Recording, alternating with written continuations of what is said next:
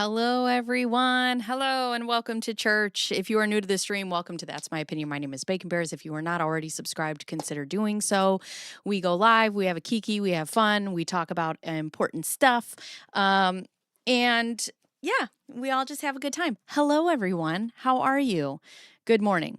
Before we get started, there is something that I want to talk about today. And, it might lose me some friends. But here's what I've learned about this job and this platform and the content that I create. I take my job as a content creator, talking about victims, very seriously. I joke on this channel. I have a good time. But I have a very clear reason about what I do and why I do the things that I do. Number one, I think that there are learning lessons in all of the things that we talk about, whether we joke about them or whether we're serious about them. I think that we can learn something from them. And I think a lot of times with true crime, if we don't learn something from them, it's, I don't want to say that it happened for nothing, but we need to learn from these things so that we can move forward and be better. I came across a post. I don't even know when it was, but I came across a post. I was following on Instagram. It's called Justice for Clayton Official on Instagram. And I was just, going through my posts and the stories. And this is what I came across. And I want to talk about this. Okay. This is an account that exists because of this case. Laura Owens, Clayton Echard, Michael Maricini, Greg Gillespie, and so on and so forth. Everybody that has been affected by Laura Owens in one way or another. And when I saw this, it bothered me really bad. This is an account that their engagement, their entire platform is built on the back of trauma that has happened to real people. Someone asked them in their own community how they could donate to Michael Maricini and his GoFundMe. Where can I donate to Mike's case? Good question. Great question. That's the exact question that you should want. If your followers are asking, you how you can help, and if you actually give a shit about the people that you claim to be fighting for. And in this screenshot over here, I don't know which way I am. In this screenshot, the response, it was not the GoFundMe link. It was not, here's how you can help. It was, stand by. We are waiting for his DVRO lawyer, which I have an issue with, I'll tell you in a minute, to submit an affidavit of fees showing how the $50,000 previously raised was spent. First of all, his DVRO lawyer is Omar Serrato, an extremely talented lawyer who originally turned down this case and went back on what he was thinking because he believed in Michael Maricini so much. He's not just a DVRO lawyer. He has a name. That is the lawyer that Michael chose. Second of all, this account has built a platform off of Michael Maricini's pain. And it is now demanding that he prove how he spent his own legal money before they will allow their followers to support him again. You are holding donations hostage from a victim until he justifies himself to you, who the fuck are you? Because I need anybody to explain to me who it is that you think you are. Because here's the thing. What a victim's lawyer does with legal fees is between the victim and their attorney. That is privileged information. That is private. That is not your business. That is not your followers' business. And it is not a condition that any victim should ever have to meet in order to receive support from a community that claims to be in their corner, that claims to recognize justice. You do not get to build your platform on someone's trauma and then appoint yourself the fucking HOA of their recovery. This is not justice. This is control. It is disgusting, and I will not pretend otherwise. If you are here for the clicks and the followers and the engagement that this case brings you, and then you turn around and gatekeep financial support from the actual human beings that are at the center of it. Michael Maricini, his wife, his children. Greg Gillespie, his wife, his children. Clayton, his family. Not you, them. If you are going to gatekeep financial support from the actual human beings at the center of this trauma, then you have told us everything that we need to know about you and why you're really here, and it is not for him. So, here's what I'm going to do today. Every single dollar made from today, super chats, stream views, membership, AdSense, every single penny is going to go to Michael Maricini's GoFundMe. On May 31st or June, I think it's June 2nd, when the May window is closed, I will send a screenshot as total, and I will, every red fucking cent, I will donate to Michael. I joke on this channel. I have fun. We have a good time. But let me be unmistakably clear. I do not play about victims. Ever. This community does not play about victims. And if you are out here using their story as a content vehicle while simultaneously deciding whether or not they deserve support based on your own satisfaction and how they spent their legal fees, you need to log all the way off and think long and hard about why you're doing this. So, if you type, let me put it up here. If you type !MM in the chat, Michael Maricini's, I have it set up. I put it through, there it is.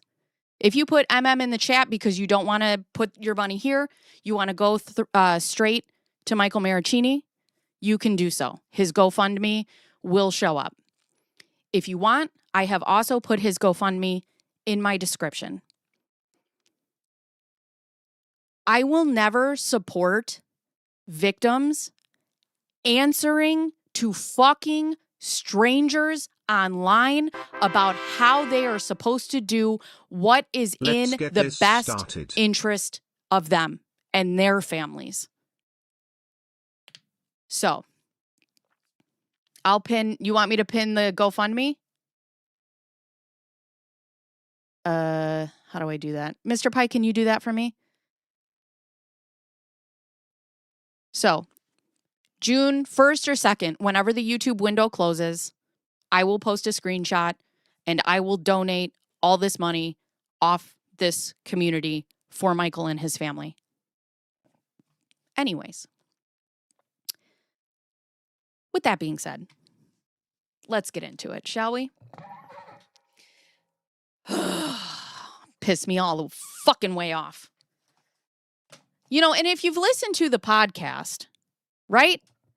If you've listened to the podcast and you hear how emotional Michael gets, and you've listened to Danielle, and you can still be like, whatever, whatever.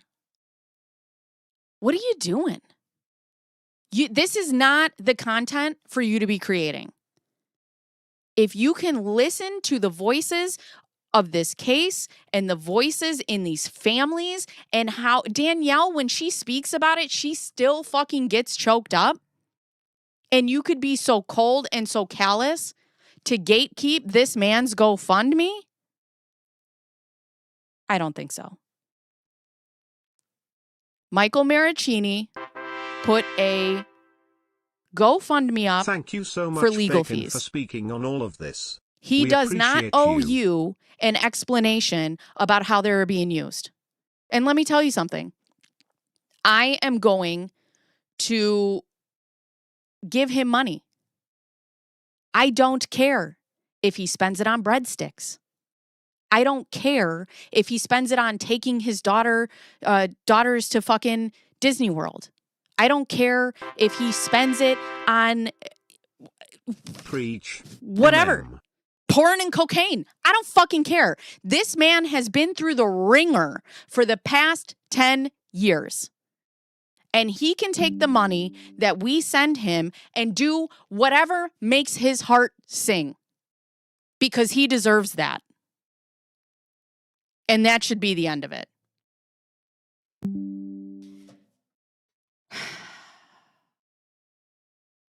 So, also somebody online has been timestamping when I said, with that being said, she's like, we know what was said.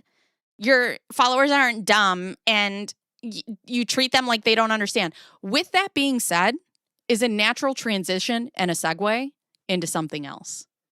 If you're offended by that, maybe you don't belong in this community. I don't know if you knew this. On YouTube, there's about 7 million content creators. You can throw a dart and hit anybody else but me. And I wasn't going to say anything about this because I wasn't going to call them out. But you know what? Today, I don't fucking care. Okay? Because I'm mad. So, let's get started. Also, I will not take any slander about Omar Serrato either. Because this man did not have to take Red this heart case. emoji. And he didn't at first. And then he went home and he thought about it. And he did what he felt in his heart was the right thing to Respect do. Bacon. And he came back Thank you to for help taking a Michael. stand. And you have a problem with that because? Why? Why is it anybody's business who Michael picks as a lawyer? Michael is a single person doing the best that he can with what he has for his family. And it is not on us as content creators to decide what a victim does. Because one of two things can be true. Either you acknowledge Michael Maricini as a victim and you leave him be because of the trauma that he's been through, or you see him as a catalyst to launch your content. These two things cannot be the same.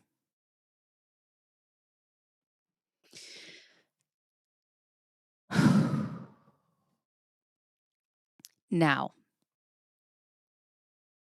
I know that this is probably going to maybe, I don't know, get me in trouble, lose me some friends, lose me some followers. I'm starting to build my platform in this community. Some of the content creators might not like me.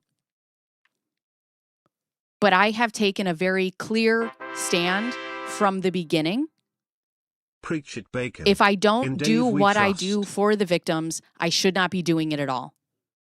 I did not want to get into true crime. It's just something that I fell into. And I have seen true crime channels as I've been in true crime for the past year or so that disgust me. And I refuse to do it. I refuse to build my platform off just the trauma and the salaciousness. I think that as content creators and as voices, we have an opportunity to do something great. And I think if you have a platform, and I have 17,000 people on my platform, I'm considered a small YouTuber, but that's 17,000 people that if I use my platform correctly, can do something amazing. This Instagrammer has 50,000 people on their platform. You have an opportunity to do something so amazing for victims. So do it. Okie dokie. With that being said, all right, listen, everybody's saying that the stream is freezing. If it is, my brother-in-law came in here and did some shit with the internet. I don't know. And that's that on that. Bacon, you're not losing us. Good. Because even if I did lose you, I would be pregnant and then you'd have to stay with me forever. Also, I changed my mic settings today. I hope you guys like it. Okay. Breathe, Bacon. So, let's get started. Where we left off, I got this little up here. If you guys want to donate, like I said, if you guys don't want to donate me, feel free to go into my description box. The GoFundMe's in there. So, with that being said, where we left off was Laura Owens was, where are we? Oh, 98 pages of 118. Oh my God. Are we going to be able to get to something else today? This is part 5. So Miss Owens, Laura Owens emailed Miss Bauman, and Bauman was in the Greg Gillespie camp of some sort. We will stay with you as long as you always remain you. It is your respect for the victims, your thoughtfulness as to what being a voice means that makes you worth listening. Be true. Thank you. May the 4th be with you. And also with you. That's Spock. That's Star Trek. That's may Dave be with us all. All right. So then she writes back, Miss Owens, attached here too are the notice appearance and acceptance of service that we filed this morning, along with confirmation and the filings we received. We will be sure to provide you with conformed copies as soon as we receive the same. In the meantime, it appears from a brief review of the pleadings that have been filed to date that a non-invasive prenatal paternity test should be ordered. Mr. Gillespie is willing to pay for the test. Please let us know if you are agreeable. So even Greg was willing to pay for a test, a paternity test. I did not know that. I did not know that at all. This is a great point. Would they be criticizing a cancer patient for spending too much on doctors and chemo? Right. Or where their insurance could go or where whatever. I don't care if Michael Maricini from Today's Money buys 45 pounds of fucking crack butter and just rubs it all over him. I don't care. I don't care. Let's get down to business. So, I didn't know, I haven't read Greg's stuff yet. I was only able to do enough research to do a synopsis on the whole case. So I'm excited to get to his stuff. I did not know that he was willing to pay for a test. Good for him. If so, we believe that Arc Point Labs in Scottsdale can administer the test, and we would be happy to contact them and forward additional details about the testing process. I am attaching Arc Point's website below for your review. Thanks in advance, Casey. Also, if I'm a little off with my reading and a little down on my attitude, my son has been up since 2 a.m. Okay? So I'm less than 200 away from 50K for Mike. Let's go. Let's go. Ms. Owens, please note that we have been retained to represent Gregory Gillespie regarding the civil complaint you recently filed in Maricopa. We will be filing a notice of appearance and acceptance of service of the complaint today. Therefore, please direct all future communications to our firm, or if represented, please provide us with your attorney's contact information so that we can communicate with them moving forward. Casey Bauman. Woodnick Law.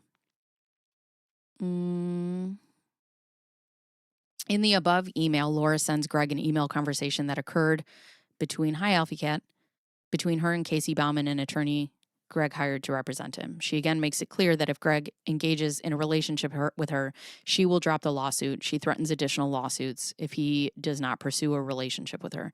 Also, it's funny because she sends this correspondence to Greg like his lawyers wouldn't send that correspondence. That's what they do. They have correspondence and then they immediately send it to you. Buying butter and rubbing it. This guy does not live in Wisconsin. 45 pounds of bacon. That's what he could do. He could buy maple bacon. He could buy thick bacon. He could buy thinly sliced bacon. He could buy smoked bacon. He could buy whatever he wants. He could buy all of it. So he could buy cheese. Right. He could buy socks. He could buy underwear. He could buy whatever. Cheese curds. I got, what is it? I got hams, yams, potatoes, tomatoes. Hi, Greg. Who is this? Oh, this is from Laura Owens. Are you guys sick of the music and the voice yet? Or do you guys still want it? If you guys want it, I'll give it to you. But it's so funny. I'm like, who's sick of this yet? Uh-oh. How do I get to this? Oh, there we are. If you guys still want it. Let's see.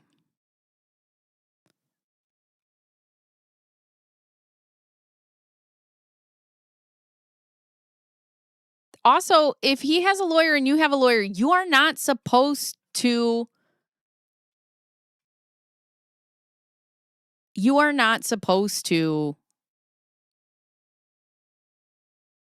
contact him, period. Period. People have a strange idea about charity. They use it as a way to have power over the future of people. You give because you feel it is right. Your role ends with the gift. Listen, here's how I feel about it, right? If somebody puts up a GoFundMe and they're lying about what it's going to, okay? I'm giving because I want to. That's on you. That's not on me. Like, that's it. I don't need to know the rest of it. I gave because I felt, what's the word? I felt inclined to do so. So that's it. And that's all. Whatever. I don't care if Danielle shows up with a fucking Birkin. Ain't my problem. Also, I want to talk to you guys after we're done with this, if we ever get through this. I want to talk to you guys about what's going to happen. I've been talking to my friend that's a lawyer, and I have some ideas. Want. Much want. Okay, we need the voice. Some people are like, I'm over it. Well, there's like one person in my comment that's over it. And then I'm like, is everybody over it? But if you guys, the people get what they want on this channel. Horror. Here we go.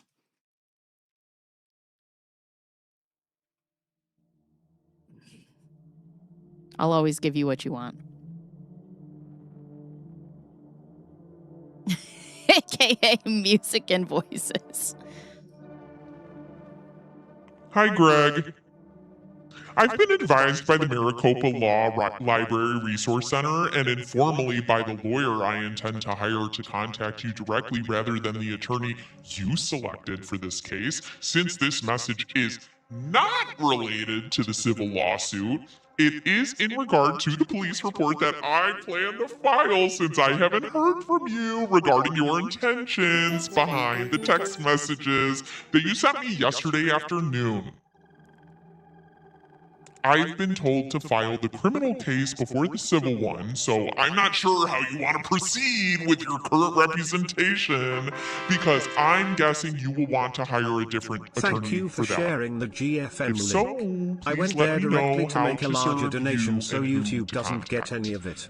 But You I may wanted to also say thank text you me so much for directly supporting MM regarding and the other settling this victims. without involvement in the courts.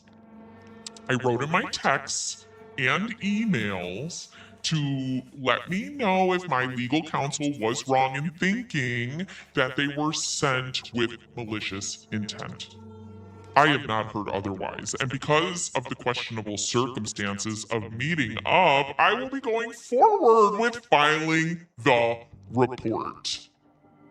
All I asked you to do was prove me wrong regarding your reasons for tonight's meetup. And you chose not to answer me directly or have your attorney write to me on your behalf.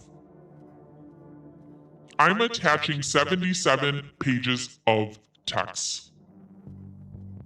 The other thing I want to say is when we read this, if you are reading this and you are in on this case and you are watching how many demands Laura Owens has of these men, and then you make demands of your own, no thanks.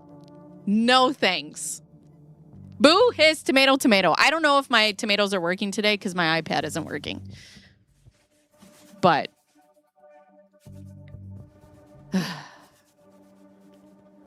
I'm attaching 77 pages of text messages. In many of them, you coerced abortion, even though I told you that I would have an abortion if you dated me because I was trying to coerce you into dating with abortion. But you coerced abortion and misrepresented yourself, which I will send to the police to establish your character. It is extremely clear that I did not want to have an abortion, except for the time that I told you I would absolutely have an abortion if you would date me. And it was only doing it for you and the future you claimed to want with me. However, the relevant part to the police are your threats and intimidation for me to have an abortion, as well as your vague invitation to get together tonight with no details given when asked. I had been clear not to contact me unless you wanted to be a man of your word. So when I received your message, I presumed that was the case. I now believe it was much more sinister. I downplayed your outbursts because I thought they were out of stress, because I tend to stress people the fuck out. But I now realize that they were out of hatred for me and my pregnancy. Yeah, duh. I've gathered the information needed for the police report and will be filing it unless I hear from you tonight explaining your motive in texting me yesterday afternoon to get together. Then having an attorney contact me this morning. They contradict each other.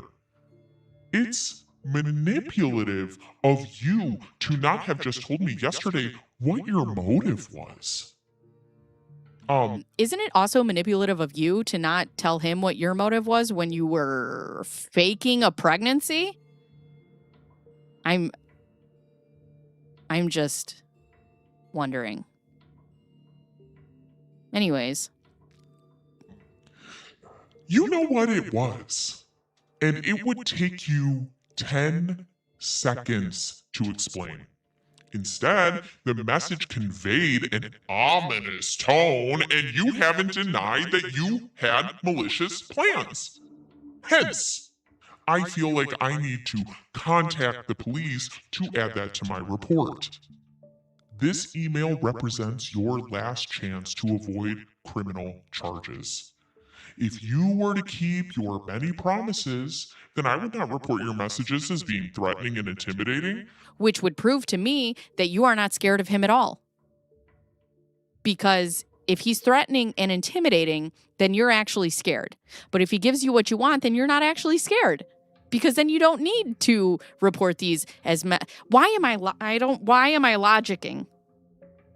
Don't logic, Bacon. There is no logic here. Go home, Bacon. You're tired. Also, I had bowling last night, and I had one too many for high noons. So, also, However, if you were sending those knowing the physical and emotional impact that your absence would have on multiple lives, you are absolutely guilty of ARS 131203, which can be tried as a felony. I would also file charges for criminal fraud where the burden of proof is to establish misrepresentation of fact by someone who knows the presented case. Someone who knows the presented fact is false. Oh, God, my brain just stopped. In addition, the person should rely on the misrepresentation to cause injury or losses to someone else. This appears to always be punishable as a felony. Laura, you know a lot about felonies, don't you? Yeah? Again, if I am wrong and you intended to keep your word, you would be fraudulently representing yourself. However, blocking me right after I took the pills both times means that you definitely did not have pure intentions. Tisk, tisk. Finally, you wrote about not being willing to pay child support if the child were to survive, which is against the law. I'm hoping that was just out of panic.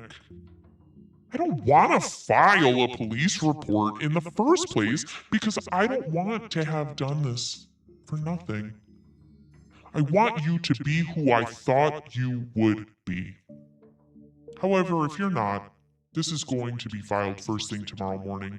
Please do not have your civil attorney contact me regarding this criminal matter unless you plan on having her be your defense attorney. I will obviously contact her regarding anything related to this case, but I am waiting on confirmation that I should file the criminal case first. You have been nearly impossible to reach, even though I have 13 different phone numbers that you have blocked. And do not want the police to waste their time calling your cell phone or going to your home if you won't be available. Finally, but not finally, because there's 3 paragraphs left, this is the last week I would consider, again, coercing you with abortion to date me. I would consider having a surgical abortion, which I made an appointment for. It is not what I want to do, but I know that I have done damage to the pregnancy already by taking abortion pills and would do it with your support in order to prevent him or her from coming into this world with some sort of deformity or disability. I wouldn't do that for the child because I don't actually care about the child. I only care about me and my happiness and not you and your happiness either, or the baby. So you would have to date me to make me happy so that I could kill this baby.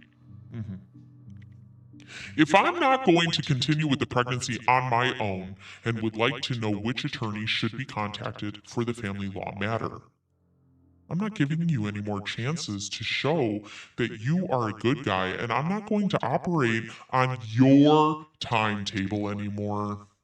I have plenty of evidence to include in my police report, like the attachment below.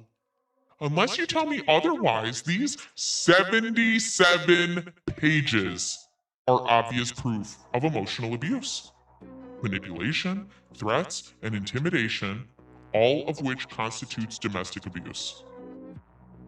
Oh wait, This 77 pages is of me doing all those things. Emotional abuse, manipulation, threats, and intimidation. Hold on. This 77 pages is of you doing all this stuff. I'm gonna throw this in the fire and burn it. Please contact me via text message tonight if you have chosen to stand by your word and want me to drop the charges. If not, I will take that to mean that you are indeed accepting the charges of fraud. The foreshadowing, intimidation, threats, and domestic violence, and will take legal action accordingly. You've had weeks to show or tell me otherwise. This is the last time I will offer you any opportunity to have a say in the outcome of the pregnancy. This is a pregnancy involved. There is a pregnancy involved, and the baby doesn't deserve to have their outcome decided on your extremely inconsistent, infrequent communication. Laura. My brother-in-law will be back soon. How was she never arrested for stalking? Honestly, I missed a lot of chat. Boo, tomato, tomato. In my car catching up. Girl, you already filed the civil case at this point. She has been told to file the criminal case. La, la, la, I'm so scared. And also, why won't you talk to me? Right. Low is scary in any voice. It's so dumb. She's so dumb. Mindless sheep who effing loves this. Thank you. No thanks, MK. Hello, Ajad. This email is so stupid. I hate it so much. Oh, God. Let's see. Stop using sends. She really should have paid more attention to the felony law and the application of it in this situation. Making all of this conditional implies... Wait. Making all of this conditional implies all of this posturing is coercion and blackmail. Right. We'll talk about the plea deal stuff when we get through this. It's like talking to my crazy aunt if she did better in high school. So she's filing criminal charges for his benefit for their future. Make it make sense. Cherry picking from statutes.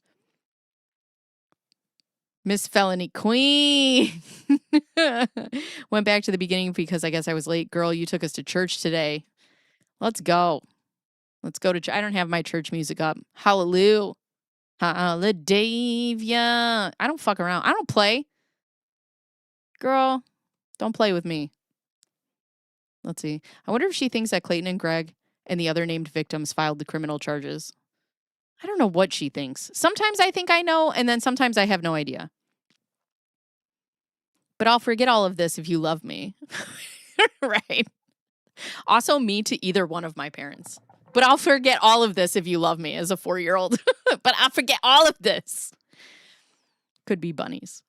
Nothing more romantic than an ultimatum. I love it. I think it's great. Those pages prove she's an emotional terrorist. That is the most accurate description of Laura Owens I have ever heard. Emotional, yes.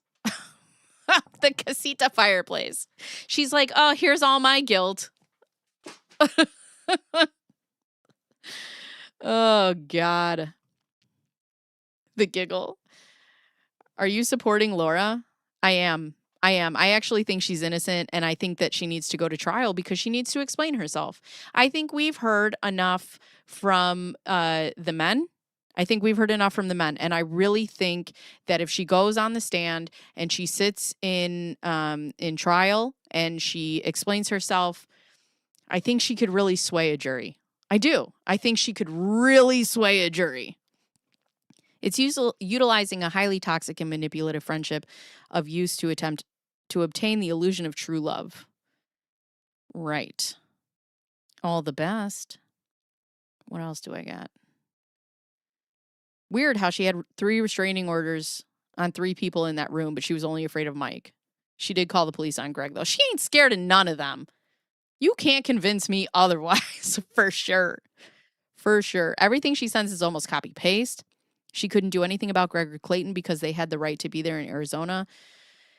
In Arizona can subpoena an in-state person. She used what she could. Right. She's just, yeah. She does whatever she can to destroy these men's lives. I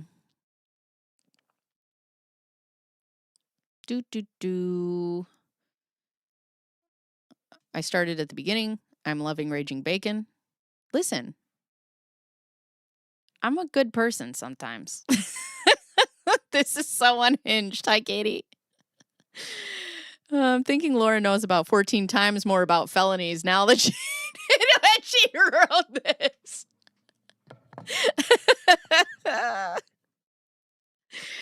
Oh, it's funny that she threatened criminal charges on everybody, but she's the only one that ended with criminal charges. Oh, God. Girl, I would move to another city, switch jobs, and change numbers. I'll tell you. I would tell you. All right. From Laura Owens to, I'm going to try to keep this chat where it is so I don't miss too much. Here's Laura. Hi again, Miss Bauman. Hi, girl. Hi. I was advised informally by a lawyer to pursue criminal and domestic charges against Mr. Gillespie before the civil proceedings on the advice of the Maricopa County Law Library Resource Center. The Resource Center? The Resource Center. Where's Big Tiff? Get your library cards, friends. Get your library cards. I contacted Mr. Gillespie directly as the additional charges are not related to the civil case he retained you for. Even though you told me that if I had any correspondence, I should go through my lawyer and go directly to you and not Mr. Gillespie, but what are laws because they don't pertain to me? However, he has yet to respond to either resolve the matter privately or to provide me with the address and phone number that he would like the police to reach him at. Since he has been unreachable in person or on the phone from me and the process server, I want to make sure that this time he realizes the seriousness of the situation and is available. I'm very sorry to contact you regarding this, as I'm sure he will be seeking a criminal defense attorney, but would really appreciate it if you could ask him to provide me with any information that would help move this criminal process along, since he does not seem to have any desire to resolve this between us. I hope that as a woman, you can understand what I'm feeling. Extreme emotional pain from being deceived, confusion on what to do now, and a desperation to figure it all out as soon as possible. And also, if you could just go above and beyond, your job and just give me a phone number and his address of where I could find him, a potential victim in this case, that would be great. I'm ad-libbing. I will forward you what I sent to him. If he is positive he does not want to keep his word, I will not ask him about it again, even though I'll ask him about it again because I told him that I wouldn't, but then I sent him 50 plus emails. And we'll go full steam ahead with everything civil, criminal, and family court. However, I still can't believe that everything he said to me about wanting to be together was a lie to get me off his back because he fucking hates me. I just can't believe it. And I want to believe that his text yesterday about meeting up was sent because he wanted to be together, even though he was probably lying for his own safety to get me off his back because I'm psychotic. While I told Mr. Gillespie that I was going to file a police report first thing in the morning, I have a couple of early morning meetings and can hold off until the afternoon if you would like to speak with him first. I know this has been very stressful for both of us, probably more so on him because I don't actually have feelings because I'm a three-toed Neanderthal, but that's fine. I don't want to allow my understandable impatience ruin a good solution and resolution for everything before it gets heated. Before it gets heated?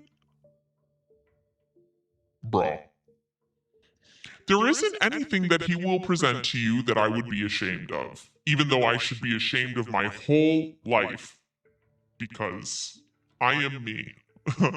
I genuinely cared about the pregnancy and Greg and wanted to do right by both while also making a decision that I could live with.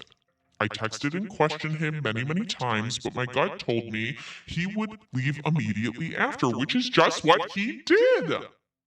And I'm having a really hard time forcing people to be with me. I don't understand. I don't know how he went from sending me a text saying how badly he wanted to have a relationship with me, a fresh start, a night in Sedona, to someone who's ghosted me 24 hours after. If he thought I was too demanding, he should have told me days or weeks before I was going to make the decision, which is exactly what he did, but I didn't listen because I don't listen to anybody but myself. I just write 6-page dissertations in these emails until I get the answer that I want. And even when I get the answer that I want, it's not the answer that I want because I'm unhappy as a person in general. I'm forwarding 77 pages of text messages from him from the week of the abortion where he clearly shows intimidation.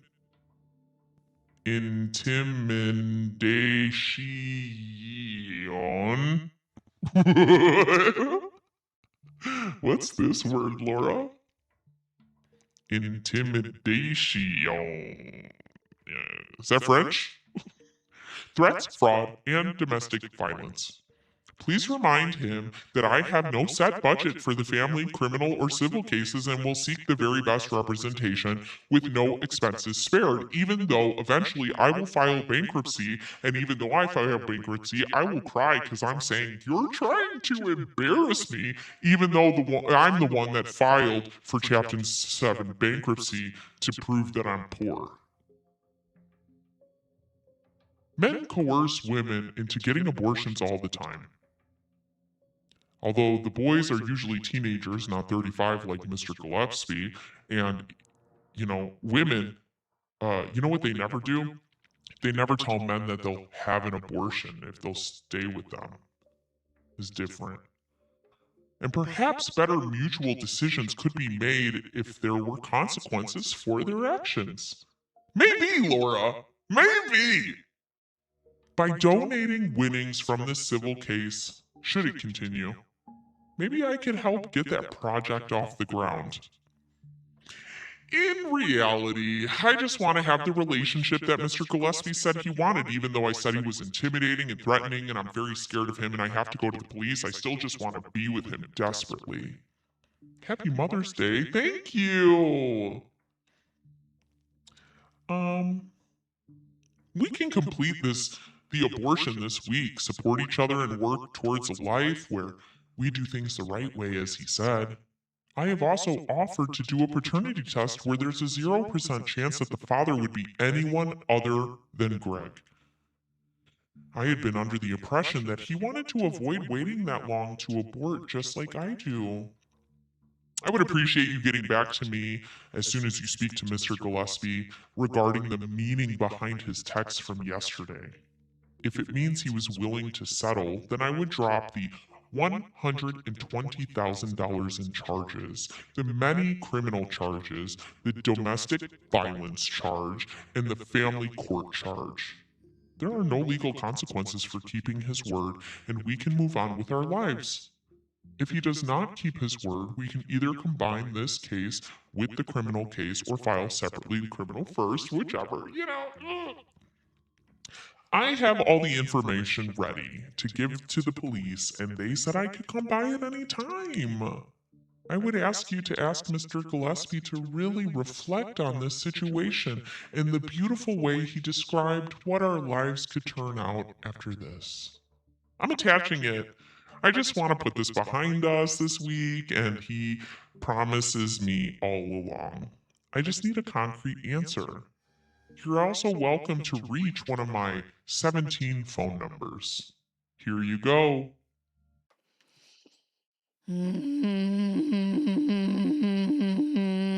Man, this chat's moving fast today, friends. They're not invited to her birthday party. I support Laura's right to a jury trial. Laura, could What? Sway a jury to find her guilty and give her maximum sentencing? No. I think she could talk her way out of this. I don't know. Maybe she was pregnant. I don't know. Maybe she was. Maybe we're just seeing it, the wrong way, Bruce. We just need to hear her side.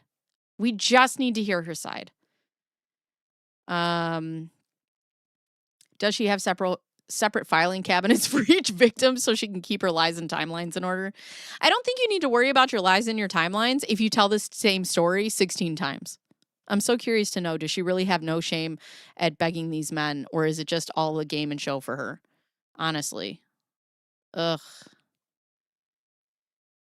Yay! Hellville, hi! Let's see. I gotta say, there are a lot of people, I don't want to speculate on, her progression, but there are a lot of people that I see in my chat and that I see in my comments that, make the comparison of her and Jodi Arias. And here's the thing. If something happens where either she takes somebody's life or somebody else takes their own life, that is blood on Maricopa County's hands if they do not do this the right way. Hi, Claire. So a book told her to lie about this? That's what's in the resource.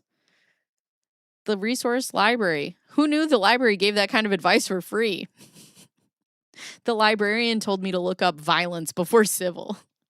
She just needs a whole new hobby. She needs a whole new life story. No more court, Laura. No. I feel sorry for Laura's future prison girlfriend. She's exhausting. What do you think about what Clayton said on Professor Joe's channel? We'll get to that at the end because we're at page 103. So hopefully we can get through this today. And then I have some thoughts on the plea deal. What has Laura been doing with all this free time, assuming she isn't currently faking a pregnancy? I don't know. Hopefully getting some therapy. I hate this email too. If anyone's keeping score, 2 for 2. 2 for 2. Gender card. Join me in female unity in getting all the men. Let's go. Fuck the men. Fuck them. Is this an email? This is an email to Greg's lawyer. Meetings. What job, right? She knows mommy rewards her behavior with attention. Meetings with her piles of clothes. She probably just stands in front of her piles of clothes and does speech like it's people standing there. She practices all of this in front of the piles as she shapes them. She shapes the clothes into people. I just can't stand the thought of begging and forcing someone to date, be friends, or anything. Why doesn't that matter to her? Well, we're not dealing with somebody who's playing with a full deck here. Who's her lawyer? ChatGPT. Thank you for calling out the post. Yeah, no problem. I just want people to be around me because they want to be. I need to know, Laura. Oh, God. She should definitely not take the plea and tell the jury her side. I think so. Part of me thinks she could have been pregnant. The other part of me thinks that she cannot get pregnant. That's a lot of speculation. Yeah, Wendy, you can blame her for her mom causing her. I don't want to speculate. I'm new here, but I love me some bacon bears. From one ASD mom to another, thank you. The joy you share about your child is beautiful. Reminder of how special this community is for Mike. Thank you for that $10 for Mike. So also too, I just want to make sure that everybody knows this.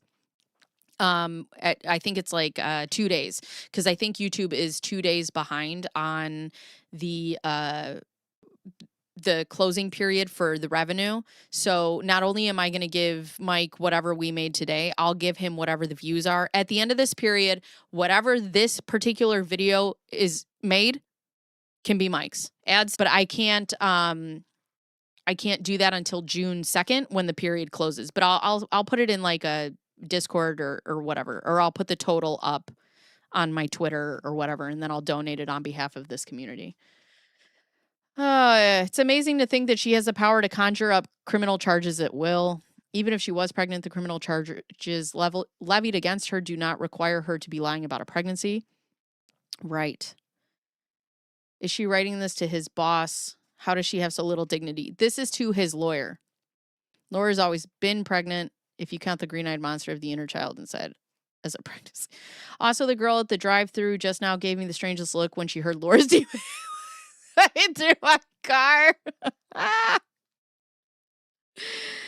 Oh, Laura might just be using Volo to keep track. Yeah, she's like, they've organized it for her. So she's like, all right, what did I say there?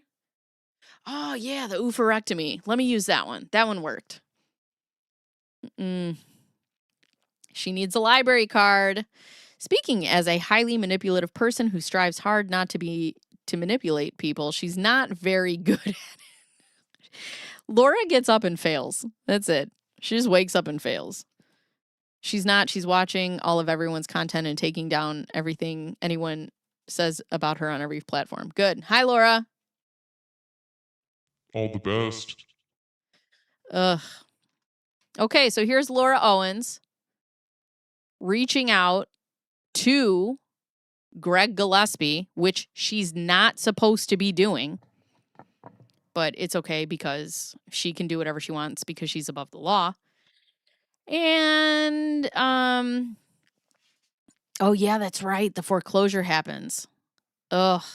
Get a dumpster, girl. Get a dumpster. She gives speeches to her dogs about their aspirations. I believe in you. Wake up and choose happiness. Live, laugh, toaster bath. So this is to Greg, which she's not supposed to be doing.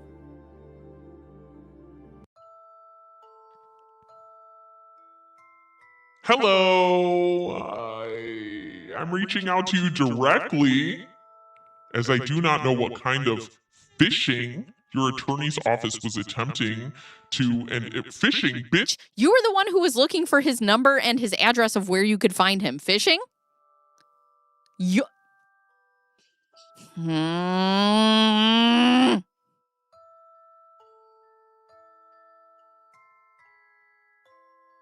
I do not know what kind of phishing your attorney's office was attempting to, and if it was relevant to the civil case they are representing you for. I have absolutely nothing to hide, as I have told you before. Here's what I sent your civil attorneys.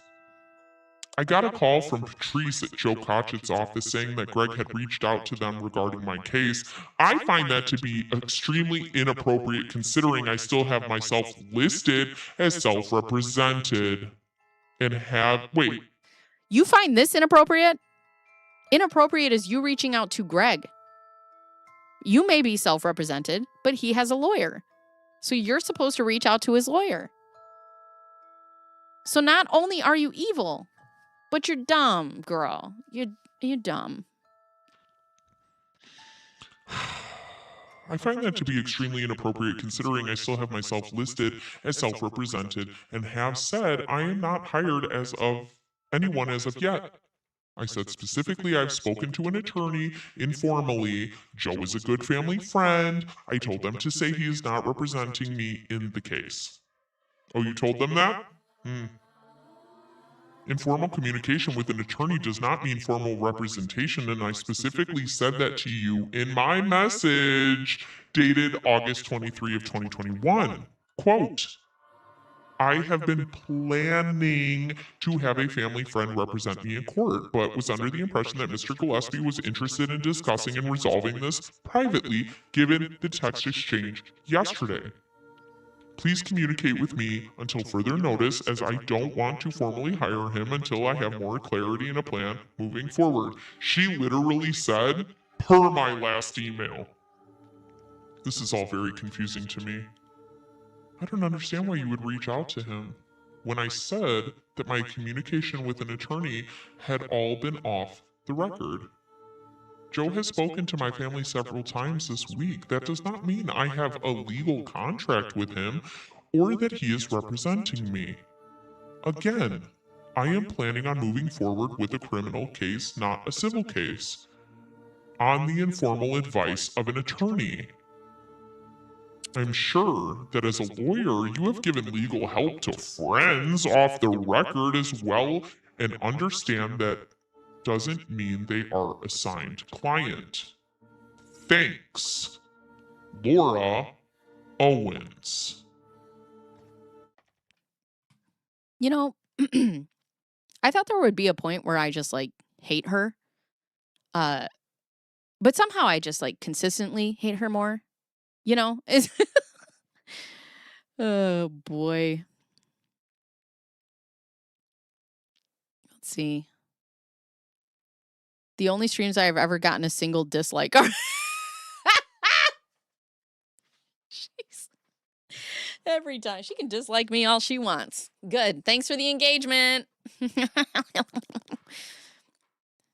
My last name is Thanks to Bacon Bears. Hell yeah. Let's fucking go, man. One of these days I'm going to have him on here too. He's going to do an interview with me. I'll fly out. I'll see Mike in person. Let's go. All of Lowe's behaviors. Oh my God. Can you imagine? You know what I've said? I've said we've seen all the emails to people she dislikes. Imagine the emails to people she hates. What I wouldn't give to see the just novels that her and Jingris write back and forth to each other.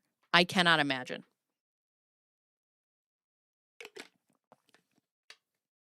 I cannot imagine. Hi, Bacon. Hi, Goosebumps. I wanted a live, laugh, toaster bath sign instead of the L. And she was not amused. I need to make that. Live, laugh, toaster bath. Hang in there. In the casita. Yeah, you're right. One more email will do it. She wanted all the details on GG for service, but didn't expect his attorney to do research for information. Well, that's because any attorneys that she has are like, it was before my time. I don't need to look into it.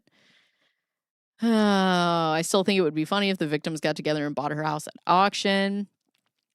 Victims are lucky to have you as an advocate. Schnitzel. There's some other things I'd like to touch on too, girl, but I was like, stay in your lane, mind your business. Oh, of course, getting therapy. Massage therapy is cool. Sculpting therapy. Equine therapy. Anything but psychotherapy, right? Will you get a tattoo of Laura's mugshot? On my beehole. I will.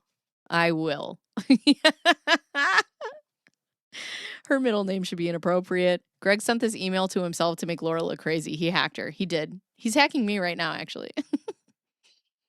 She sent him the retainer agreement. Laura doesn't like being called on her BS. Then don't do it. Don't do it. Play stupid games. Win stupid prizes. From Laura Owens to Greg Gillespie.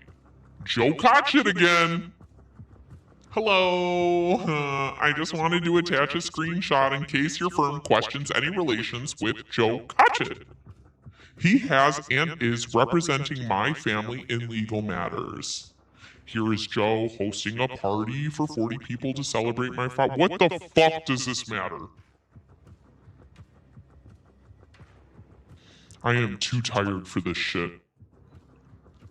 Here is Joe hosting a party for 40 people to celebrate my father's work anniversary. Again, I am just baffled and unsure it was legal, as was he and his office, to reach out to an attorney who has not been listed on this case when I specifically said I was self-represented and to not contact anyone else for now. No money nor contracts have been exchanged. There is no formal representation with an attorney for the time being, as I am planning on going with criminal case first, which I have not heard you are representing Mr. Gillespie in, and will require a different type of attorney than the one I had originally chosen. Thanks. Laura Owens.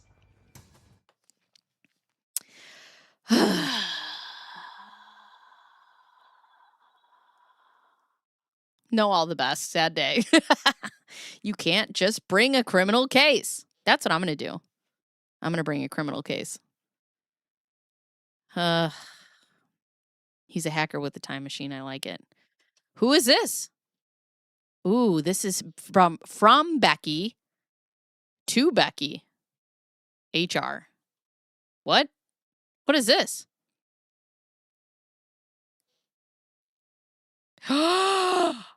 She went to, oh my God. She went to the HR at his, well, why am I surprised? Why am I surprised? Why am I surprised? Truly enjoying your coverage. Hey, Rob. Okay, hold on a second.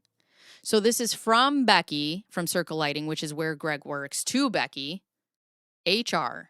So she's forwarding this to herself as like a, I don't know, reminder. Full name, Laura Owens. Customer service. You know, a bitch be thorough. A bitch be thorough. Hi, me again. I filed a civil lawsuit against a salesman at your Scottsdale location, Greg Gillespie, and wondered if I could confidentially confirm the dates that he was out on COVID leave in July and August. Even though you should not be able to provide that information to me because it's none of my fucking business, but I'm gonna ask anyways.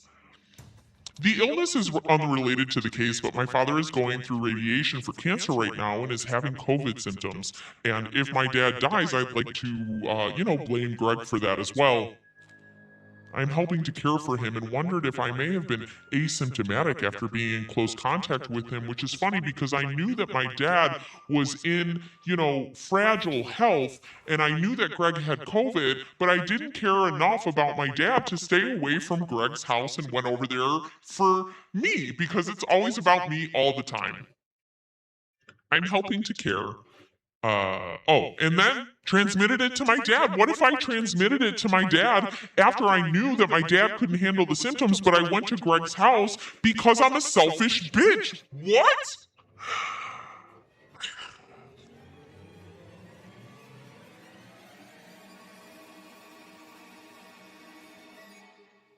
Anyways, I would really appreciate your not involving him, and if I could just have help in tracking back how he had been exposed.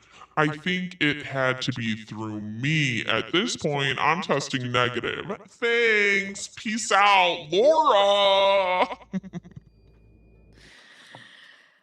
Oh, yeah. The prosecutor's office decides if there is a case to bring and what the case is. I doubt we will see those client attorney privileges. It'd be interesting, though. Oh, boy. I'm just catching up, but I believe there actually was folders. Didn't she send something to Reddit? It was a Dropbox, I thought. I don't hate her. I do think she needs plenty of prison time, though. She sees nothing wrong with her behavior. Boop, boop, boo, boop, boop, boo, boop, boop, boo. Does she think she can file the criminal charges? Also, why not blackmail a married man instead? She wouldn't even need to fake a pregnancy to get what she wants. Just a few thoughts. We are not teaching her how to crime better. Stop it. Stop it. Stop it. Whenever Laura gets caught. Greg hacked me. He also hacked her cervix, which is why she can't have these babies. One thing Greg is going to do is call your bluff. I haven't been there yet. Best voice changer. Wouldn't lawyers office contact to clarify the error? Yes, they would. Yes, that's what you pay them for, actually. Yes, they would. Power, status, privilege. That's all the Owens know. And they freak the fuck out when they lose that over people. Is she lawyer-splaining to it?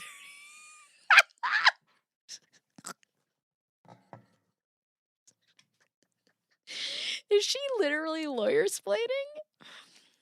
Laura's big mad because Uncle Joe realized Laura was doing a little identity fraud and pretended to be him. Who is gatekeeping the Mike GoFundMe? The Justice for Clayton official Instagram. I put it up at the beginning. I put a picture of it up. Trying to explain to my cousin the how about the whole financial thing has been kind of tough. So, oh boy. Throughout this investigation, it was discovered Laura claimed to have visited multiple medical offices. The following medical offices were served subpoenas to obtain medical records related to Laura's alleged pregnancy. Let's do an over-under on which ones she's actually been seen at and which ones she hasn't. Let's see over-under that. Most of them she hasn't been to. Here's Amber Wood, custodian of records for Sonoran Quest Laboratories. On 10/16/2023, Laura participated in an HCG quantitative blood test. The result of the test showed a result of 102H. This test is also the subject of a deposition question in which Laura admits to manipulating the result. And why? Because we have found out that 102 does not correspond with an active pregnancy. She manipulated the result to show 131,902. Laura says she manipulated the result to get Dave Neal to leave her alone about the false pregnancy allegations, even though she was not pregnant. So therefore, she wouldn't have to manipulate them. There was no further records provided in this investigation. Smile, Southwest Medical Imaging. Smile provided medical records indicating Laura used their services. However, none of the medical records provided are related to this investigation. Laura did use an ultrasound image that shows the name Smile on it to prove to Clayton that she was pregnant. Laura admitted she changed the name of the medical facility, the date, and her name on the ultrasound. She claimed to do this so Clayton would not find out the location of where she participated in the ultrasound, even though she couldn't produce the original ultrasound either. This ultrasound is possibly a forged version of Laura's sister Sarah Owens' real ultrasound, and it was also provided to Dr. Medchill so he could give his expert opinion during the evidentiary hearing.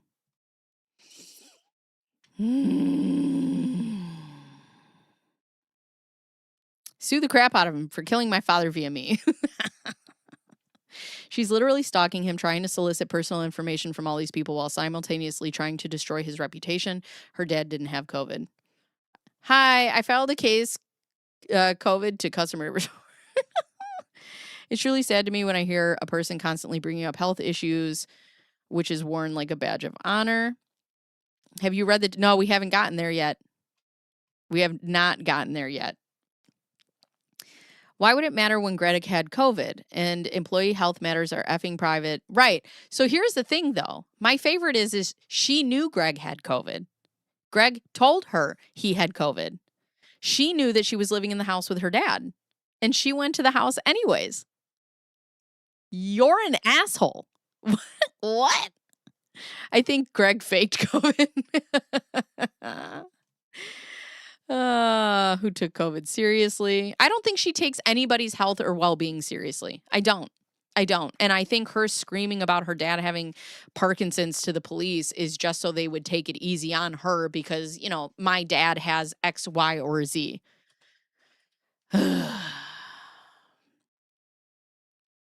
I'd fake going to the moon to avoid... He contacted the lawyer. She said she was hiring. He called her bluff. Good.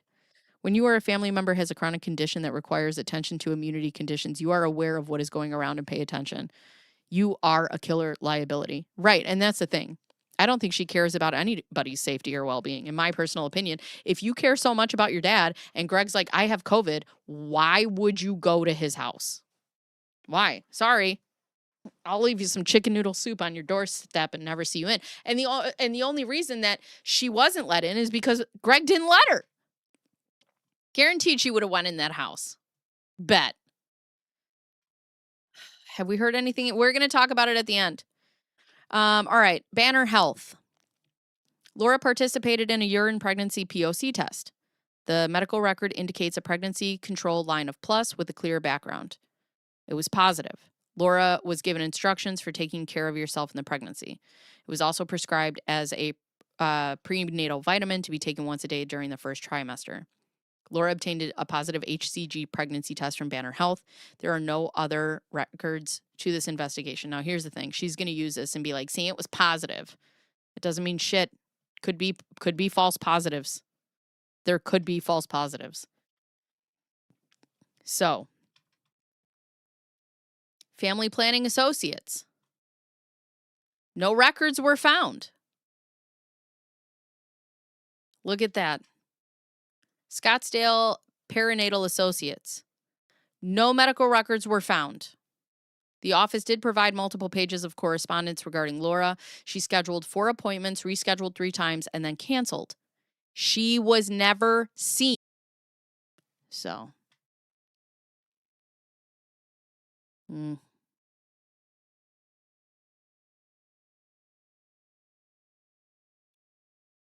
Oh, well, yeah, so it's SMILL, but the Deandra said, she's like, I'll just call it Smile for the court, so she doesn't have to spell it out. So that's just what I call it now. You have to read through Woodnick filings and Clayton's paternity case. He calls Laura evidence, arts and crafts. Hilarious. Oh, we'll get to all of it. We will get to all of it. Don't you worry. Planned Parenthood Los Angeles. No records were found. Look at that. Laura testified in Judge Matta's court during an evidentiary hearing that she went to Planned Parenthood in Los Angeles and got an ultrasound done. Brr, that was a lie. The ultrasound she was referring to is the forged ultrasound that is now believed to be her sister's. Honor Health. Laura used their services. However, none of the medical records are related to this investigations. Suddenly Slimmer Med Spa. No records were found. Women's Care Phoenix. Laura Owens made an appointment to see Dr. Higley. The appointment never took place because it was canceled. Laura testified during a hearing presided over by Judge Matta that she was seen by Dr. Higley last Friday. Don't we remember that? Vita Bella Med Spa and weight loss. Redaction. Greg Gillespie told me it was around July 18th that Laura claimed to be pregnant with his child when she sent him a picture of a positive pregnancy test. No other messages in Laura's iCloud have been found from 2021 relating to HCG. Vita Bella Med Spa and Weight Loss Center did not have any records pertaining to Laura. Doug, an employee at the center, told us that the phone number rings to their office phones, but the cell phone it's associated with does not get used, so no text messages are responded to.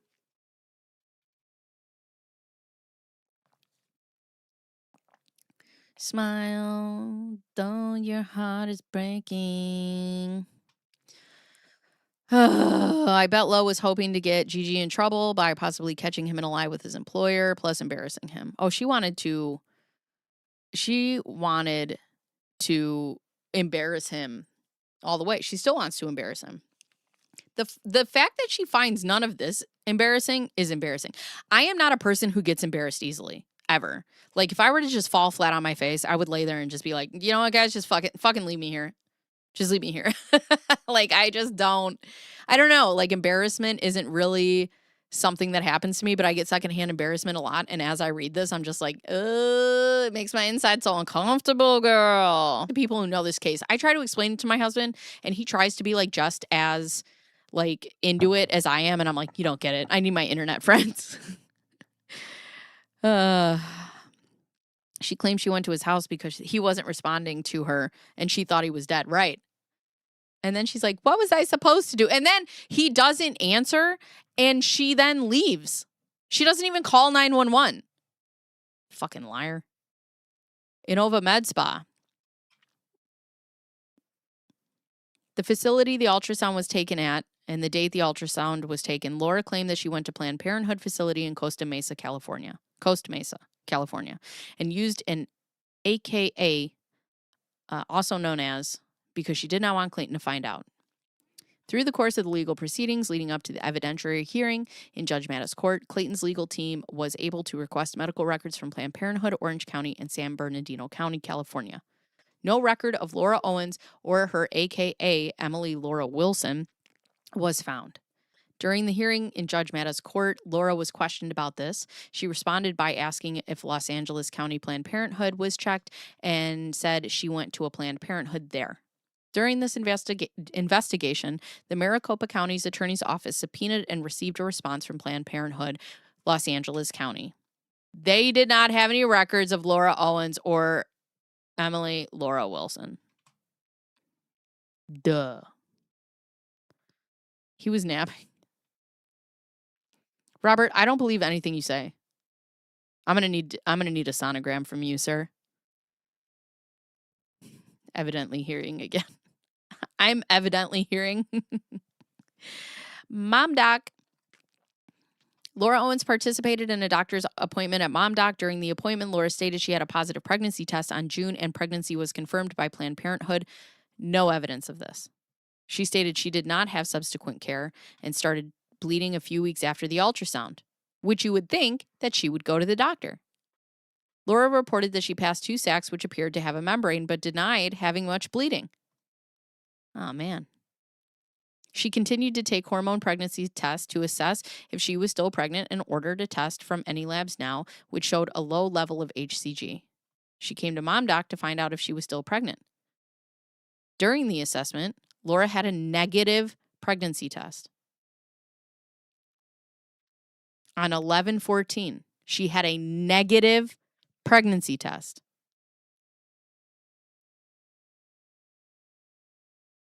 But it was 11/2 that she had the there's something with this time. Somebody give me this time. So on 11/14, she had a negative pregnancy test. The IAH hearing was November 2nd, but there was also November 24th, right? Oh, that's a good question. Some of these companies have banned her. I don't know if they can they?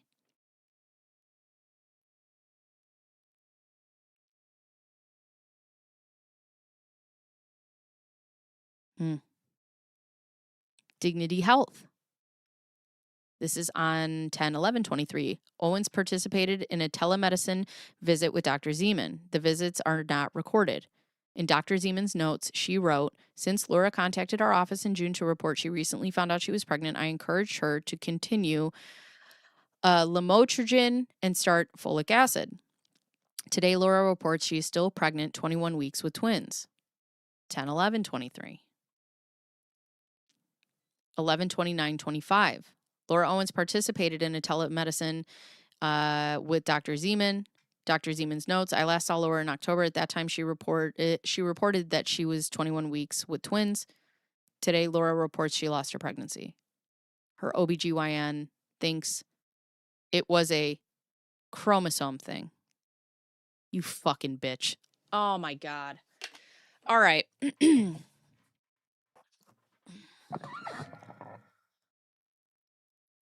I know I repeat myself a lot, but I'm going to say this again and again and again.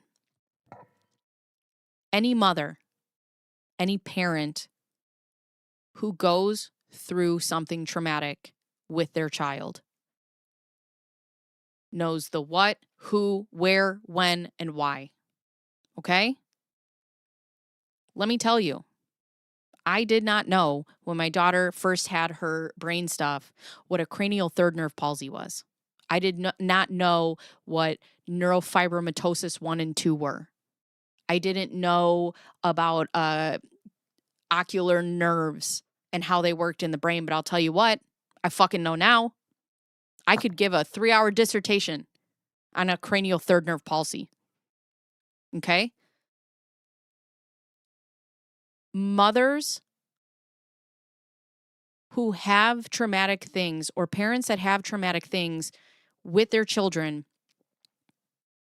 will know what the reasoning is.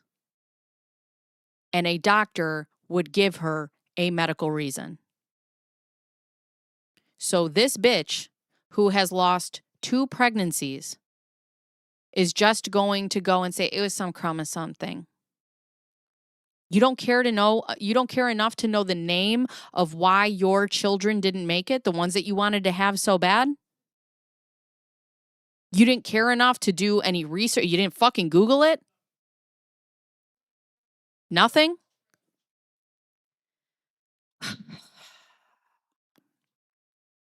Mm.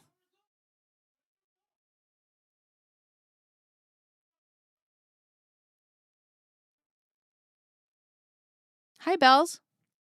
How are you? She tried to change her name. Let's see. Weight gain loss proves pregnancy. Let me tell you something. I bounce around between like 140 and 145. Not pregnant. Not pregnant. Okay. And like before I was pregnant, I was 120. All right. Does that mean I'm pregnant? No, bitch. It means I have a portion control problem, motherfucker. I wouldn't know what a membrane is if I lost children, and like I would be freaking. I would call 911. He looked at me and said, "Are all these guys around the same size? Do they look the same?" They do. They all have similarities. If I were to change my name to hide from my embarrassing past, I would be like Phoenix Sun, or I'd change my name to something ridiculous. Oh, private companies can absolutely refuse care. Hi, Mary. How are you? Dignity, something Laura has none of. Pulled up Clayton's Instagram from July 9th, and it was shocking. It's crazy how much they look alike. She has a type. Well, I mean, that's one thing she has, is they're all decently looking men. I'll get some from somewhere. Rob hand draws a sonogram. Always self-reported, right? God. She passed 2 things that looked like fetuses. Didn't go to the doctor. Didn't go to the doctor. This is the stupidest part of your story, Laura. Laura participated in appointments prior to and after dates, but doctors did note above, but doctors did not note anything about her pregnancy in their offices or clinic notes.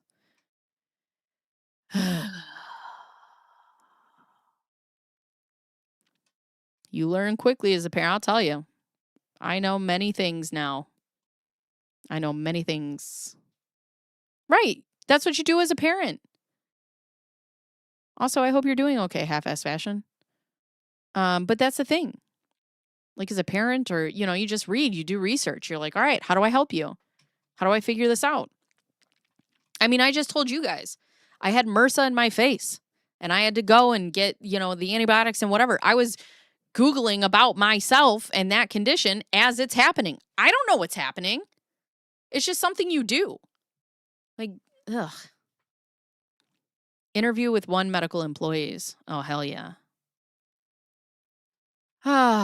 Employees of One Medical did participate in an interview reference with this investigation prior to a subpoena being sent to One Medical. I conducted a Zoom interview with these people. She is a physician assistant at One Medical. The interview was also attended by Madeline. Madeline is legal counsel for One Medical. The interview was recorded to save to the server. The following is a summary of the interview.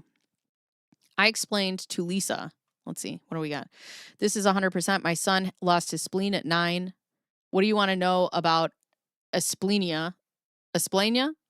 Because I could give you a lecture right now. Exactly. Most definitely, I'm serious. I did my research from a while ago, as well as you do know that he's... Oh, okay. I can tell you exactly where and when I was when my daughter had a febrile seizure. Oh, scared the shit out of me. Fortunately, she was okay, and the ER gave her fluids. So my pork chop used to have febrile seizures all the time as a kid. All the time. And so, let's see, I was probably 18 at the time that she was 2, because, yeah, they were born when I was 16. So I was 18. I knew what they were. I had to figure it out. And also, too, when I had kids, that's something that scared me. So I'm like, okay, you know more about it. But yeah, febrile seizures are scary. And at 21 weeks, there would have been more bleeding. More bleeding. It would have been a crime scene. A crime scene. My 31-year-old daughter has, oh my God, tympanosclerosis and had surgery 7 days ago. I didn't know what that was until she was diagnosed, but I damn well know now. And she's 31. Exactly. She said she was 100% pregnant and saw Dr. Higley on Friday. Right. And that's nothing compared to the stories in this chat. Any person or parent or otherwise can reasonably assume the pain and suffering. So I agree with you wholeheartedly. I too have that problem. Hi, Karen. How are you? It's because I like cheese, man. My mom was accidentally given MMR vaccine while PG with me or pregnant with me.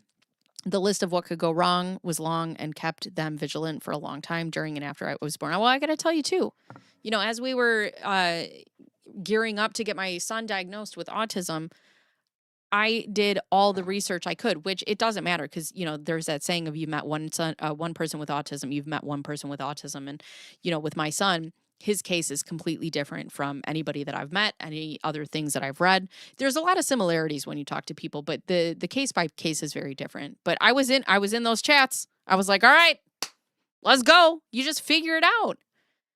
I had an unhospitable uterus. My doctor told me that a lot with scar tissue was all up in there. I had to go point, and they told me every time.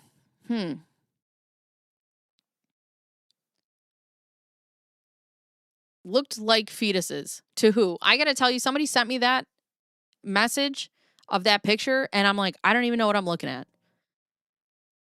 I shed tears when I hear loss of life, but some people don't do that, I guess. Yeah, not everybody. Death, I'm weird with death.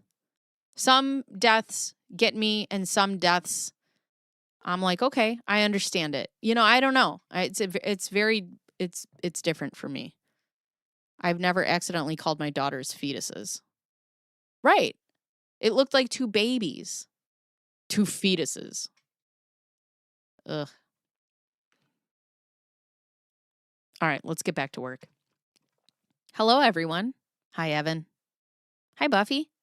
Oh, if you guys don't know, me, Buffy, and Llama will all be live tomorrow together on their channel, True Crime and Wine, although I'll have water because it'll be a little too early for me. But that's tomorrow.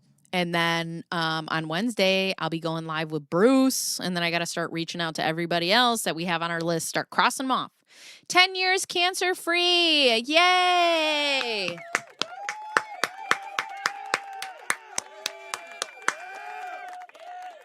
And my dog won't stop licking my feet. Yuck! Girl, put that on OnlyFans. Get you some coin. I asked Lisa... the note contained Lisa's picture and her title at One Medical. It also contained the One Medical's logo. I asked Lisa if she authored the note. She told me no. I asked her if anyone had permission to use One Medical's logo, and she told me, say it with me, folks, no. I asked Madeline if One Medical was willing to prosecute if someone used their logo without permission. Madeline explained that they want to see how the investigation plays out. Oh, maybe they can go after her, and she wanted to speak with her team about the matter. Madeline said the screenshot of the note appeared as though it was taken to a patient. I asked Lisa if she was willing to aid in prosecution. She told me she would if necessary, but she is concerned about retaliation. Everyone is concerned about retaliation. Everybody. She lied? What? Oh, Rob, thanks. You're so kind. Yeah, if you guys aren't subscribed or do that. My niece was born with a chromosomal anomaly, and I could tell you all about it, and she isn't even my child. Exactly. 20 years past cancer. Fuck cancer. Fuck cancer. Woo! I only lost because of DVSA at 17 weeks. It was a horror movie. Toadette, I am so sorry. I am so sorry. It's so sad. And that's the thing, right? It doesn't matter when that happened to you, 5 years ago, 10 years ago, whatever, that it sits with you. It sits with you forever. And it seems like nothing sits with Laura. I asked Lisa and Madeline if they know who Julie Ulrich is and if Laura Owens was a patient at One Medical. They confirmed Julie is a provider at One Medical and Laura has been a patient at One Medical. Lisa and Madeline were shown a video of a meeting between Laura and Julie. Madeline confirmed that a patient can access a provider through a video call. I asked if a provider would document information regarding domestic abuse.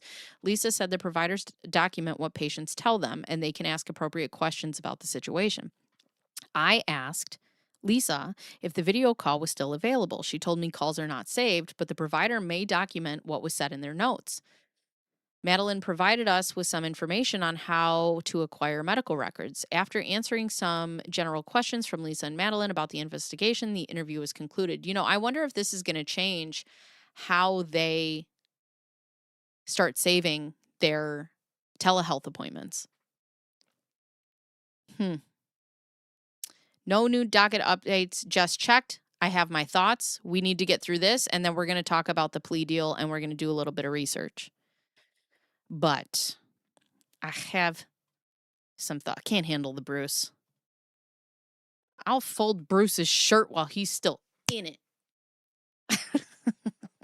Why are you so nervous? Don't be nervous. It's going to be fun. We're just going to have a kiki. I have leaky eyes. It happens all the time. I had a miscarriage at 6 weeks, and that one looked like a crime scene too. Yeah, there's a lot of blood that comes with these things. Listen, sorry for the men in this chat, but I have more blood in my regular period than she had. You're going to end up next Gingy blog like Bruce. Good. Good. Good. With death, I either cry or get deeply mournful or darkly joking. I know enough to keep the jokes to myself. Well, that's the difference between you and me.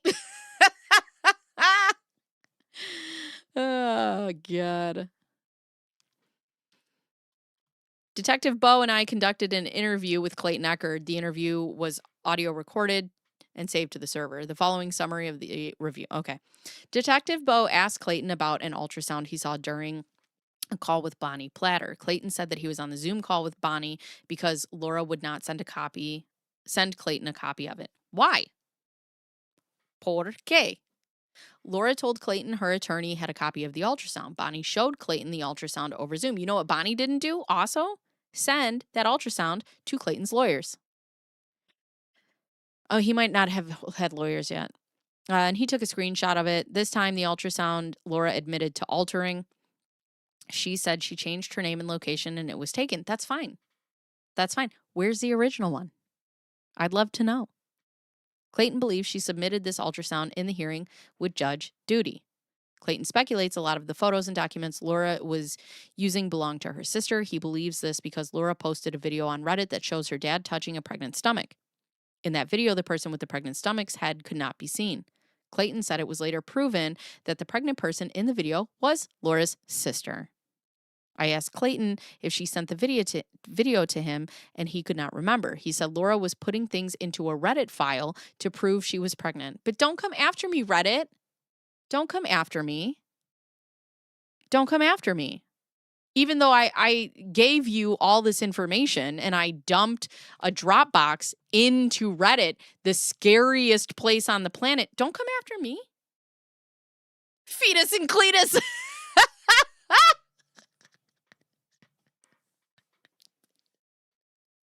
These are my babies, Fetus and Cletus.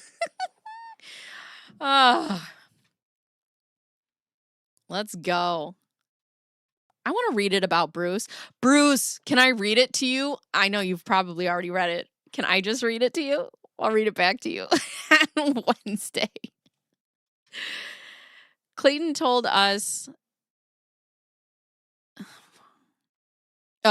Clayton told us people on the internet were saying that Laura's sister was pregnant and the things Laura was posting probably belonged to Laura's sister.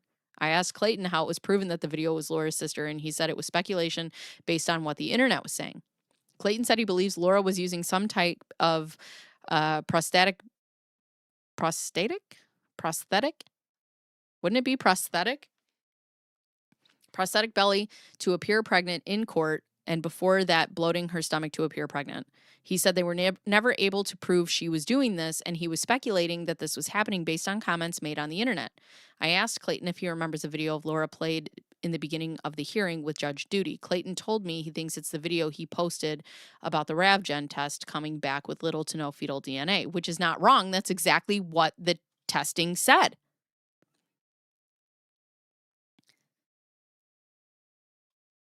Wait, you bleed? Oh, God. I have endo and every period is like a crime scene. We call it Shark Week, right? Let's go. I asked Clayton if Laura sent him videos of her looking pregnant. He said she did. Clayton said he received a video via text from Laura and she turned it to the side and appeared pregnant. He also showed us a video of an ultrasound baby A and baby B that Laura told him was hers. Clayton also told someone online found the same video and sent it to him. He put the video side by side to show the judge, but he felt the judge didn't really pay much of attention to it, which I haven't watched this yet either, but it seems very clear to me that this judge does not like evidence.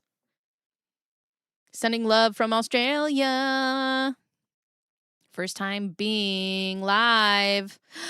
3:28 a.m. Go to bed. Why are you doing that? Even losing a very early chemical pregnancy is crazy intense. She's never been pregnant. I'm late. I'm late for a very important date. Oh, he did have a lawyer. So why wouldn't her lawyer send it to that lawyer?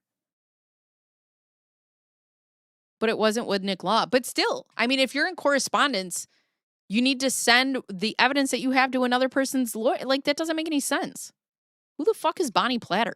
Now I'm mad.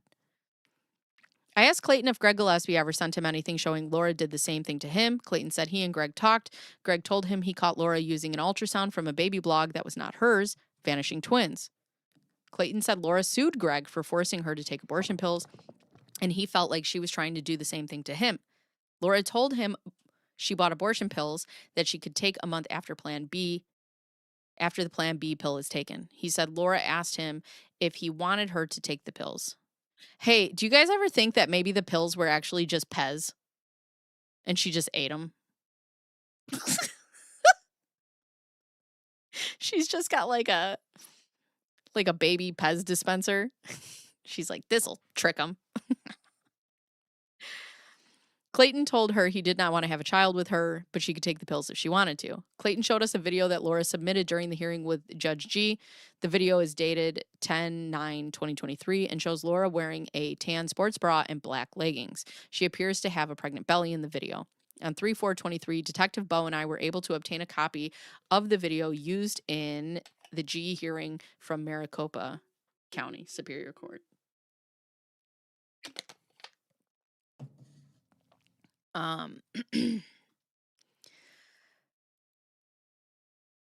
Wallace, you have to watch it from the start. Let's see. If it wasn't for dark humor, I don't think I would ever laugh. Me all the time.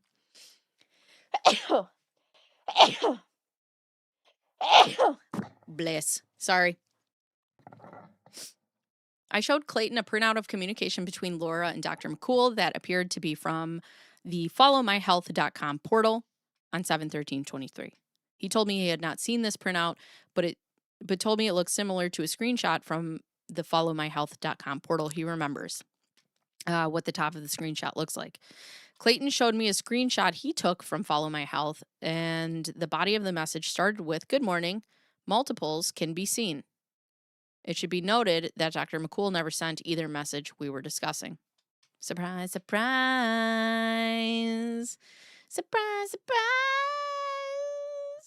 Yeah, the uncropped. They said they could tell by like her neck and jaw too that was different. I remember that. Clayton told us that he was sending Laura's email to a blocked folder and the folder was erasing them after 2 months. He started to screen grab the emails and their attachments once he realized this was happening. I asked Clayton if his emails store in a cloud, and he said he did not have the cloud connected at the time. Clayton also told us that he saved his responses to her emails and text messages. Oh, I want to see those emails, Clayton. Oh, I'd love to see them. Dude, women are warriors. Yeah. Yeah. Detective Bo asked Clayton if he suffered any financial loss because of the situation with Laura. He said he lost a brand deal and can account for about $5,000 in losses, plus his legal fees. Clayton believes he lost tens of thousands of dollars in deals because of this situation. Detective Bo asked Clayton about a letter Laura wrote threatening to sue him for $1.4 million. He said she sent the letter to his lawyers, but he said she sent a shorter letter in an email chain. Clayton could not find the letter in the email chain during the interview, even though she wasn't supposed to contact him. This concluded our interview with Clayton. The rest of the recording was about setting up a time with Clayton to download his phone. Here's the interview with Dr. Carmen Mora of Innova Med Spa. Hell yeah. Hell yeah. Hi, Kimbo. One of her attorneys wasn't around. All of her attorneys weren't around long. Tic Tacs. She's got a thing of Tic Tacs. It's like, I don't know what's going on with my stream today. Something's happening, but I think you guys are severely behind where I'm at. My brother-in-law changed the so I'm just getting to the Pez in the chat right now. I don't know where you guys are. But my frames are dropped. Oh god. I'm going to have to fix this later, figure it out. So sorry if it seems that I'm not responding, because I am, I promise. My chat and my internet is not working. Okay. I asked Dr. Mora if they currently prescribe HCG. She told me they do. Dr. Mora explained her office prescribes it for weight loss. Oh yeah, you guys are at the sneeze. Oh man, you guys are way behind. Why is this happening? I don't want to start my stream all over again. And also it says YouTube is not receiving enough video to maintain smooth streaming. Great. Sorry, friends. Oh well.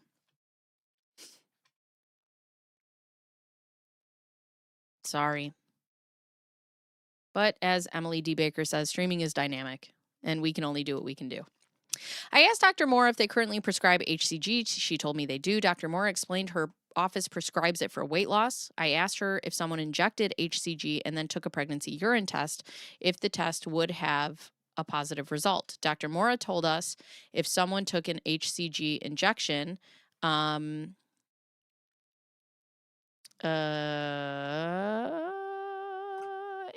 then took a pregnancy test, if they would have a positive result. She said if someone took an HCG injection and took a urine pregnancy test the same day, the pregnancy test can show up positive. Interesting.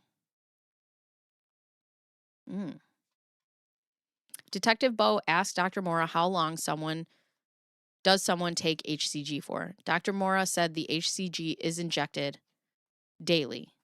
Dr. Bo asked if a man were to take HCG and he took a urine pregnancy test, if the test would be positive.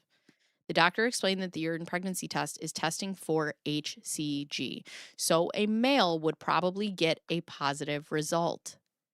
Dr. Mora did indicate she has never had anyone try it. Huh. Interesting. I asked Dr. Mora how long someone usually takes HCG. She said usually 3 to 6 months, depending on how much weight they are trying to lose.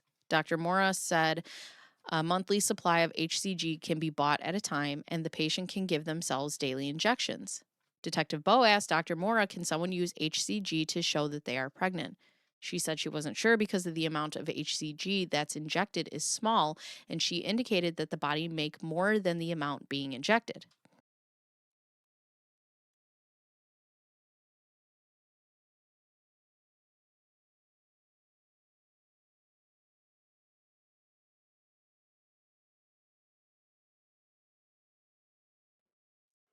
Okay. I have it all set up.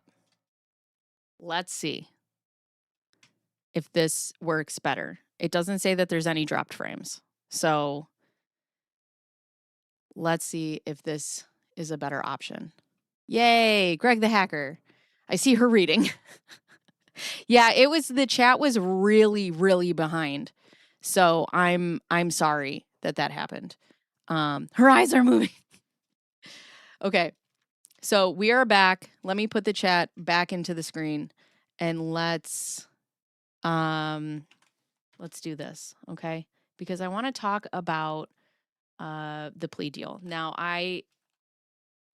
hold on. Copy. Basta. Okay. Let's see. Welcome back. I'm no longer late, new stream. The power of Dave compels you. Okay, so this must have been a much different whatever. Anyways, okay. So let's talk about the plea deal. Let's bring up Google. Okay, and let me look at Arizona. One felony. Let's just look at one felony plea deal. What would that look like? Let's see what Google says. Okay, so Google says, in Arizona, one felony plea deal typically involves pleading guilty to a single, often reduced charge in exchange for dismissing other counts and securing a lighter sentence. This usually results in probation, reduced jail time, or a potential designation of the felony as a misdemeanor or helping to avoid maximum prison sentences. So that's just for one. So we know that she had 14. She had 14 felony counts. And from what we only know what Clayton said, right? We don't actually have the plea deal. I don't want to put too much stock into it until we figure out what it actually is, right? Because Clayton may not know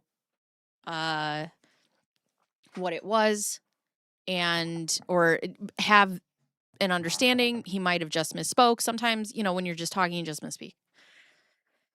So, are you guys still behind? What is happening? They're slowing the system down. You just said, I asked Maura, so that's where we're at. Oh my God.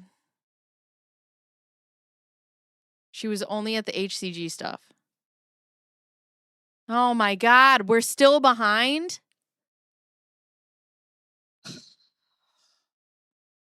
Who's Carla?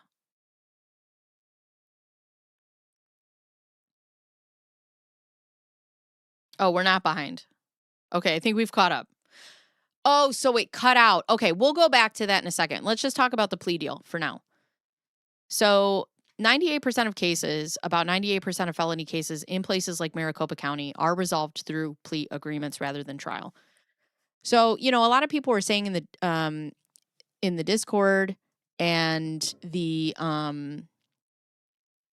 just general chatting, she is a first-time offender in the court system.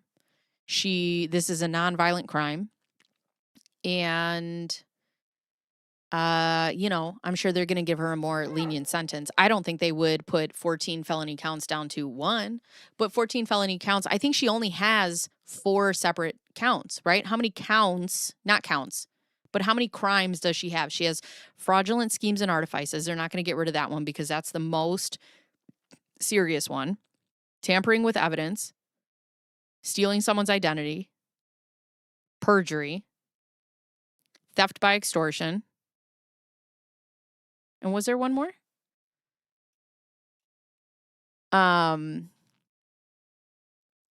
So I am unsure.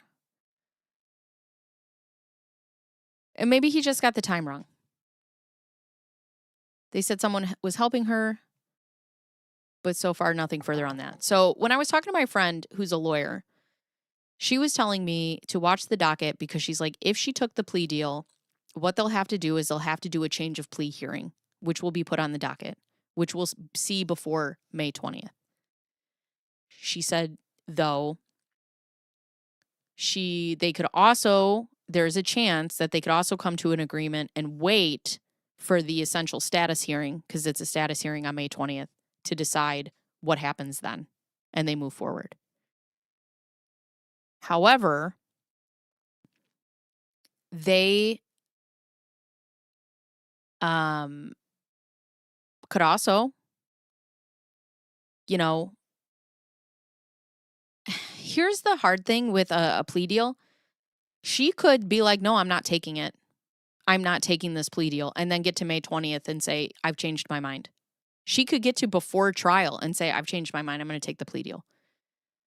She could do any one of those things. So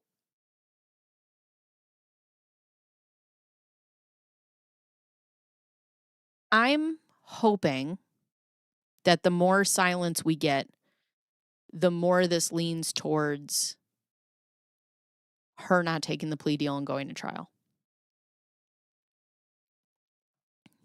Lauren, please don't do this to me. Please don't do this to me.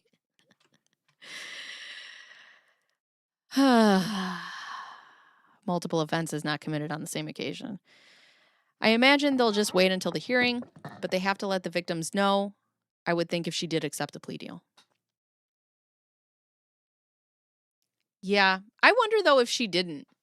Because listen, right? In my opinion, I think in a lot of our opinions, Laura's favorite thing above all of this is to play the game. She loves to play the push-pull game. So I'm wondering if she says, I'm not taking the plea deal, she comes back on May 20th, she's like, just kidding, gonna take it. I don't know. She can plea at any time, but she may not necessarily get the deal. So, yeah. We'll have her blog any day, any moment. Good. I don't know. It's interesting because you would think that Laura Owens would know about self-preservation, right? And that her best interest is always her number one priority. But then to watch her get so many outs and not take them also just, it worries me. It worries me a lot. I don't know if she would take it. I don't, but also I don't know, man. Right when I think I could put my thumb on her, I don't think I can. I wouldn't be surprised if Laura was trying to get the prosecutors to agree to her taking a no-low plea, or at least not having to admit she wasn't ever pregnant. If they allow her to get out of this without saying that she was lying, that will be such a slap in the face to the guys. It's not even funny. I couldn't even imagine. And if they don't have to offer her the same plea deal if she waits till trial to decide to take one, or they can just say, no, you waited this long, you're going to trial, you lost out. Honestly, if I was a prosecutor and you made me get ready for trial, that's what we're doing. That's what we're doing. If she showed to a heating ready to take the deal, she would schedule a separate plea hearing. Right. And I think that's what we're all waiting for, but they would have to get it on the schedule. Or, yeah. So my friend was telling me, she's like, they could do it at the status hearing on May 20th and be like, we've reached an agreement. We'll tell you on May 20th. Felonies are ranked, and one is the worst kind of felony. Yeah. So you can get but so when you get a felony, there's like classes, right? Class 1, class 2, class 3. She's got fraudulent schemes and artifices, which is a class 2 felony. So there's also different ways that, you can get charged on those specific felonies. I did restart, but it should still be in the beginning of this. I only restarted my computer. I didn't restart the stream. So hopefully it's still working.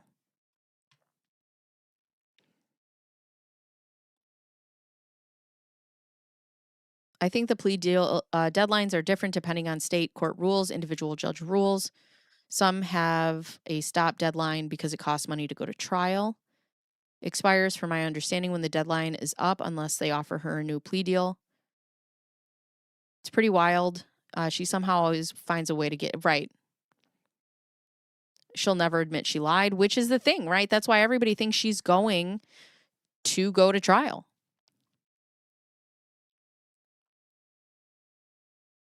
My toxic trait is I don't think her crimes warrant incarceration. I would love to hear more about this. I would love to talk to you about this. Tell me Tell me. I'd like to hear more. Let's agree to disagree. Normal people can't understand crazy. That's why we can't work her out. Her brain is irrational. I don't think Laura's ever truly felt the fear of serious consequences. She may not feel fear right now about going to trial. I think that everything is fixable, right? She thinks that she could fix this. Arizona Supreme Court ruled on Monday that making damaging statements about a person, but not directly to them, can qualify as harassment. Huh. So I just can't talk shit on the internet anymore? Isn't that like my First Amendment right? It's crazy. I had to restart the stream because my internet was messing up very badly. I'm very sorry. Felony charges are those with a sentence. Oh, okay, you're explaining that. I was 27 minutes behind, Rat. Sorry. But they have to be damaging statements. And truth is still a defense. And they would have to prove that the statement damaged them somehow. Lowe's reputation is already damaged, so I'm not worried. That's the thing. Nobody is going to be able to damage Laura Owens' reputation more than her. Nobody is more dangerous to herself than her. And by reporting on things and commentating on things that are investigative reports and live, I'm not overly concerned. My toxic trait is I think she needs all the jail because no one else needs to go through this ever again. I agree. The case that impacted this for the court was about a man who was protecting his daughter through posting comments. Huh. She didn't steal any money, actually.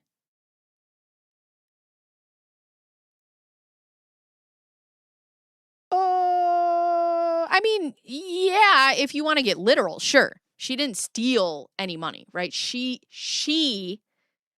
did not take physical money from these men. But it was her actions that caused them, it was her fraudulent actions that caused Greg Gillespie to be in $300,000, if not more, in debt. It was her actions that caused Clayton $150,000, if not more, in debt. So my question to you is, she may not have stolen the money physically, but she took their time and she took their resources by her actions, knowing that what she was doing was false. So, I mean, if you want to get literal on the fact that she didn't steal money, sure. But it's because of her that any of this is happening. And she should be punished for weaponizing the court system to make these men's life miserable, in my opinion. To a few of the felonies. I highly doubt the pros would go below a few felonies.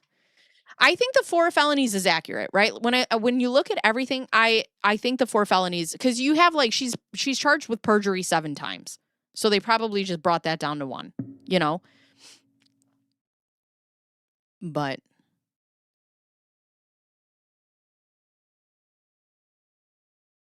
elote and guacamole, no, those are 2 separate things.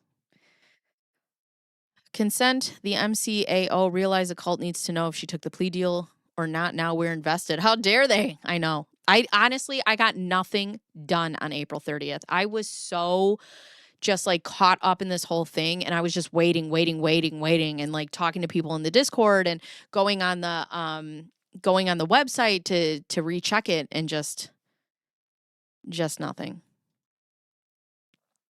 I won't say her crimes don't deserve incarceration, but I do think she won't see any jail time. Fines, restrictions, protective orders, probably court-ordered therapy, etc. Well, that's if she's smart enough to take the plea deal.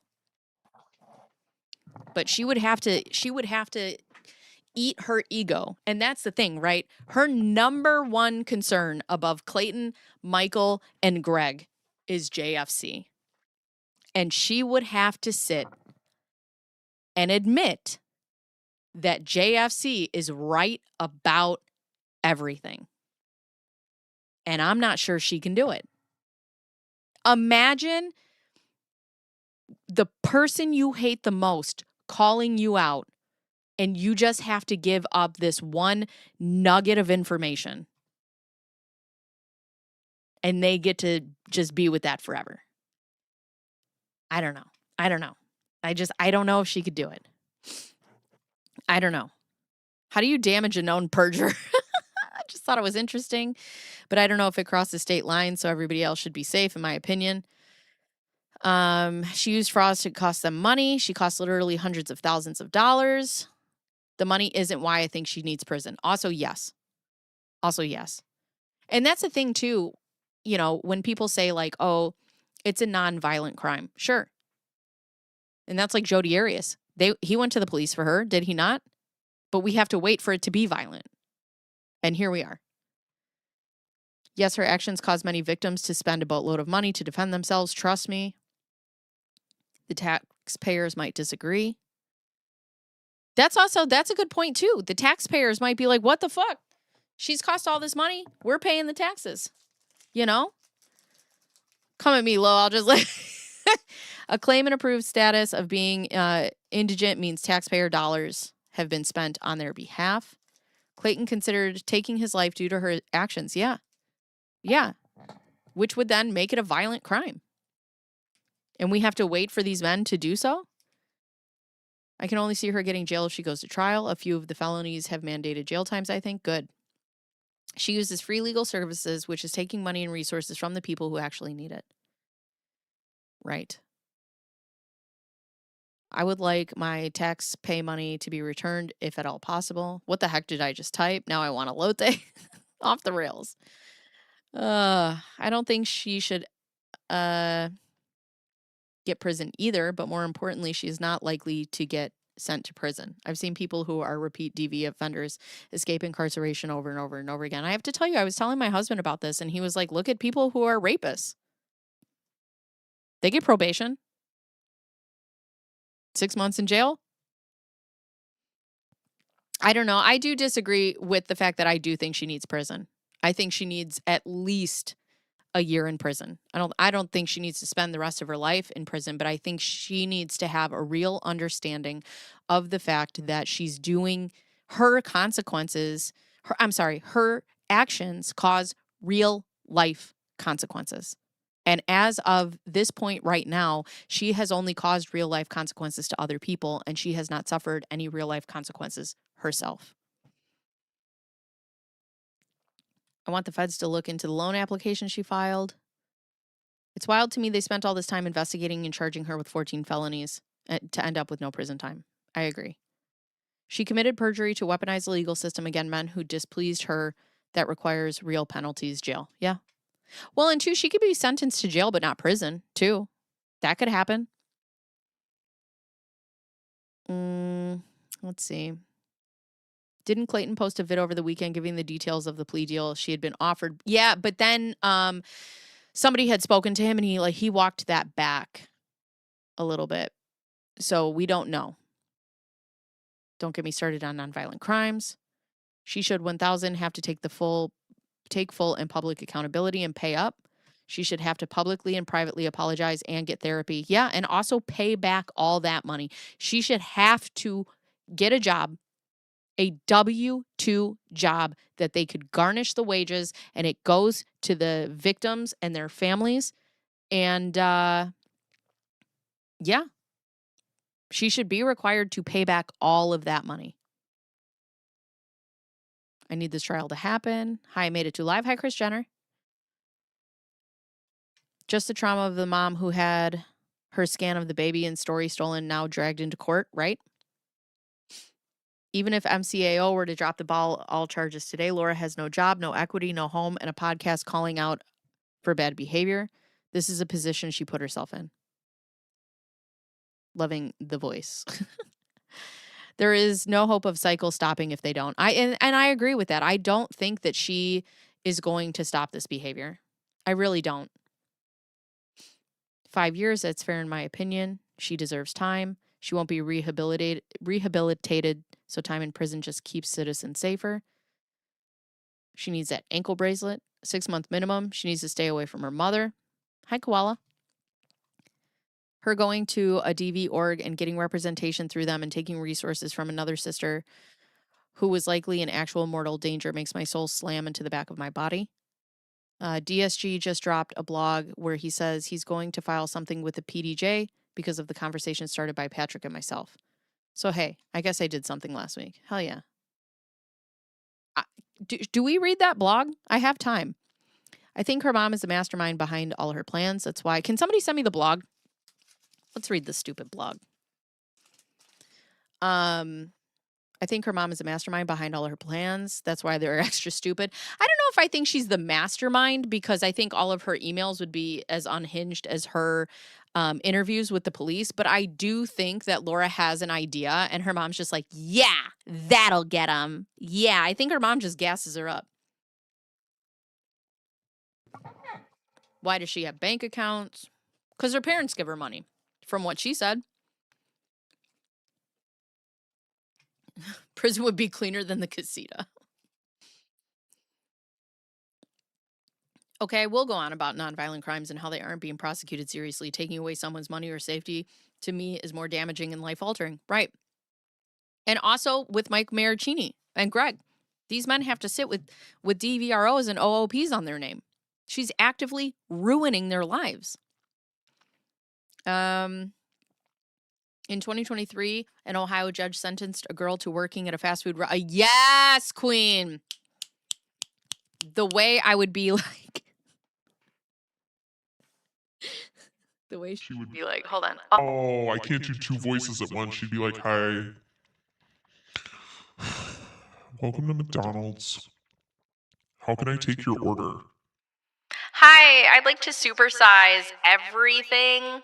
I'd like 14 counts. I'd like 14 cheeseburgers.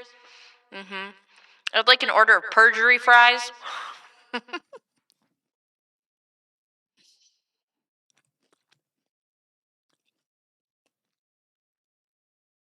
I saw a comment on a recent of yours. Mine? Saying the accused Hoboken man is on the witness list? I don't know. I don't know that. I think the plea deal does involve restitution. That's why she won't take it. Hell yeah.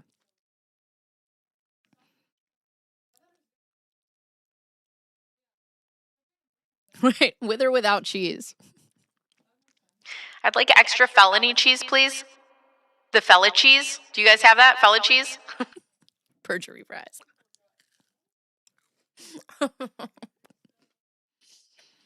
I saw on Twitter that she came up with, it was like 2024, where she's like, this Andrew is not the same Andrew that I almost died with in Hoboken. All right. I can send it. Okay. Her mom reads and writes for her. Her comprehension skills suck. She's like, what do you mean? What does no mean? No means, sorry, I'm eating. I need to eat. All right, let me see. Oh. What is this? I'm not going to put this on the screen because I don't want him to have any reason to do anything to my channel because I know he's a little bitch and he's sitting in his office or the casita. The title of this blog is called A Dead Moose, an ER 3.3 with a moose emoji.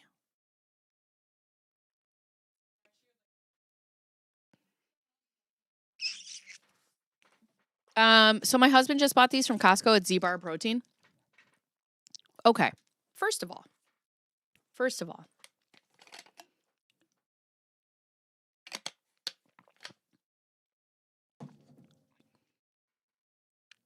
you have gone and talked about how Laura's being harassed online and how she shouldn't have to face her accusers in court, which is literally our legal system, okay? And then you go on your blog and you say a dead moose. That's not a threat? That's not a threat. Because I know that if anybody in JFC were to say a dead Jingris, you would be like, Hello, 911. There's somebody on the internet that goes by Bruce the Moose. Yeah, no, I'm serious. Yeah. Why are you laughing?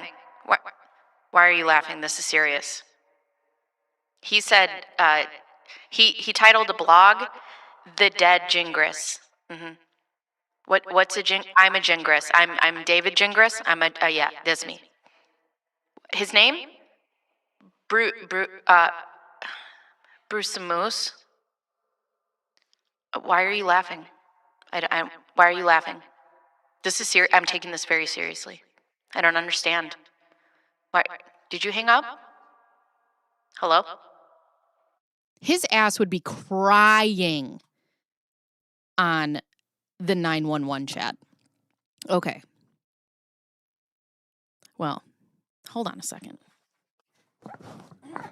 Little known fact that you guys don't know about me.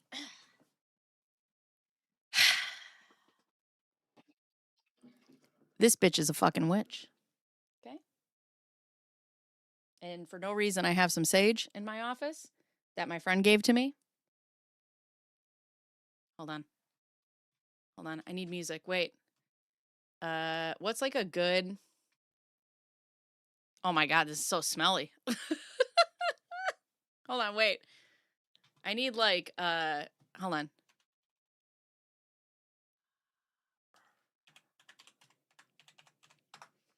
I need, what's like a good, let's go to horror, I guess. I need like a good resurrection song.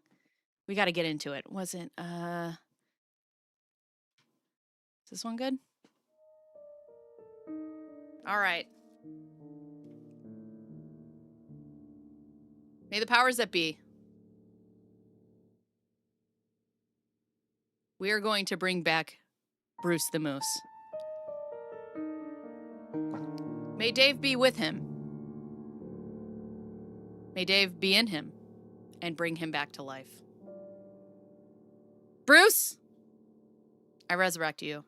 You are no longer a dead moose. We bring you back.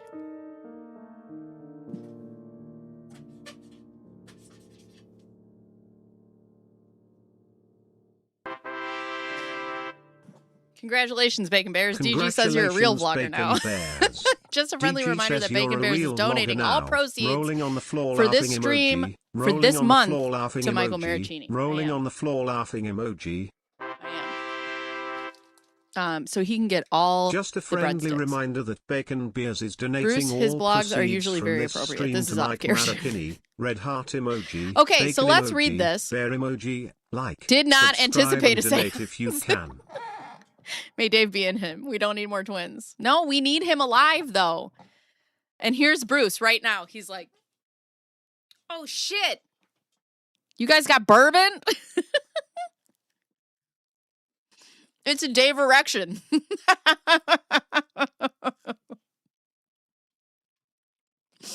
Well, you were dead, but now you're back. All right, so Jingris, riddle me this.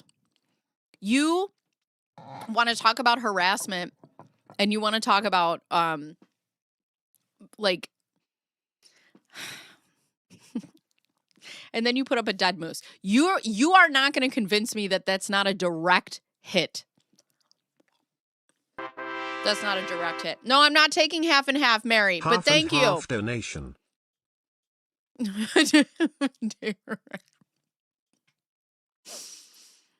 He'll understand.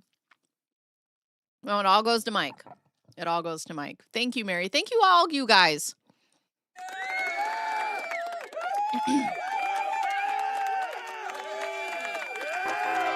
Since he had to sell his boat. DG has been really butthurt since he had to sell his boat. Sailboat emoji. I don't know why it doesn't come rolling on the headphones. floor laughing emoji. Rolling on the floor laughing emoji. Rolling on the On floor Friday, laughing one of my emoji. JFC spies informed me that there was some feuding happening between JFC Truth Bombs and the JFC IG person. Who's your spies? Who's on your side? Who's your friend? Unfollow me right now. Is it Laura? Like, who is it? This was welcome news to me. Wait, no. We need, I need arrogance because, like, is arrogance, what do I have? Is arrogance like a Stranger Things? Here we go. We'll go there. What's this? Here we go. On Friday, one of my JFC spies informed me there was some feuding happening between the JFC truth bombs and the JFC IG person. This was welcome news to me because I follow none. Sure, Jan. I follow none of this bullshit on social media until I decided to follow truth bombs just for a laugh. Oh, boy. Oh, it's him. He's his only friend. David reads more JFC content than I do. It's just him and Laura in the casita. For real. I hope you post the beginning part of the stream. I missed the first hour before you had to yeet yourself. Did it delete it? Guys, I'm so sorry. Maybe it'll come back like after it goes to the full video. Aw, man.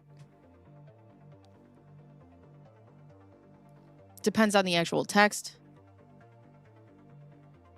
If it states an action to hurt, it's considered a threat. But here's the thing. Here's the thing. If somebody were to say a dead whatever he's associated with, right? A dead dingus. He would be crying. Crying.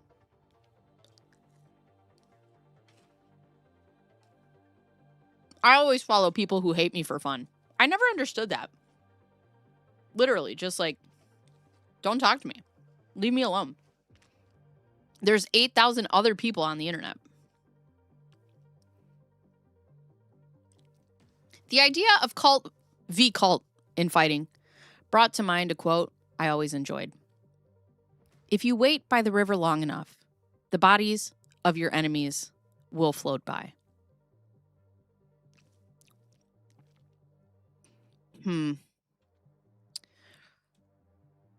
Right. If they said a dead lawyer and the post was about him. Exactly.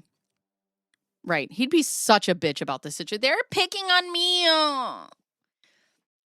Don't you have, like, a job? Don't you have things to do? What kind of river is he hanging out at?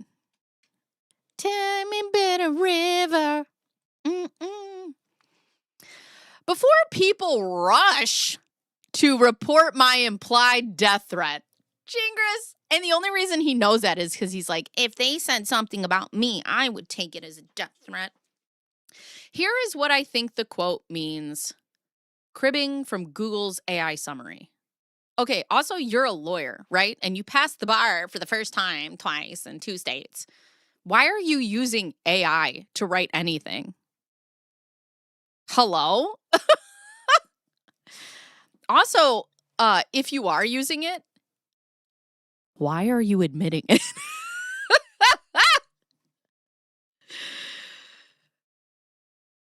You know, for somebody who hates, like, MAGA stuff, he sure wants to be in MAGA.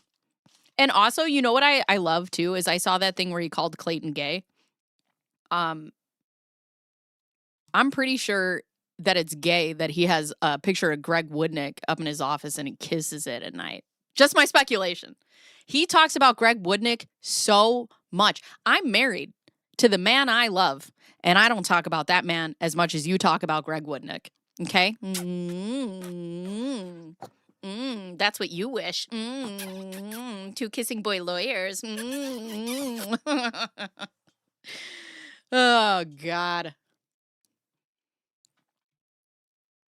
Let's see. The quote advises that reacting to or seeking revenge against an enemy could be counterproductive, whereas patient endurance allows their own actions to destroy them. I like that concept, patience and endurance. I really have tried to do both. I really do try to have both patience and endurance, especially when I write blogs consistently about the JFC community. That's not in there. I'm just making that up. But you show no patience or endurance when you acknowledge JFC on a regular basis. Okay. As your platform, you'll have a whole stream in their library so it doesn't show up on YouTube. Oh, I'm using YouTube and OBS. Take me to the river. He's this one that got away.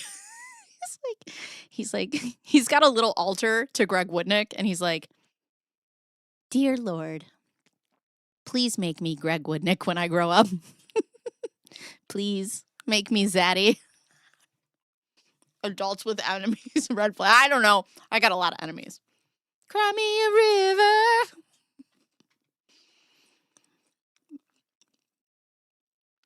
Oh, yeah, I could teach you Loud Little Ducky. Honestly, I've set a bunch of cool stuff up. Matt Foley, motivational speaker. I wasn't sure, but I know from Street Merit experience. Oh, God. He really does enjoy being the victim a lot. He likes to be the victim. He blogs like a 14-year-old girl. I should have started with this. I really like the concept, patience and endurance. I really do try to have both patience and endurance.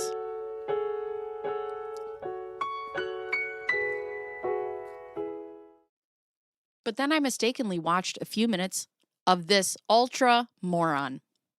Okay. All right, listen, Dingus, here's what I'm going to ask, okay? I love a good roast session, okay? I love it. I'm a Gemini. I have a way with words. Here's all I'm asking you, because I know you're watching this right now, which I hope you're not charging Laura for. If you make a blog about me, I'm going to need creative roasts, please. Not you're dumb, not you have a neck tattoo, not whatever. I want you to be creative. Ultra moron. Ultra moron.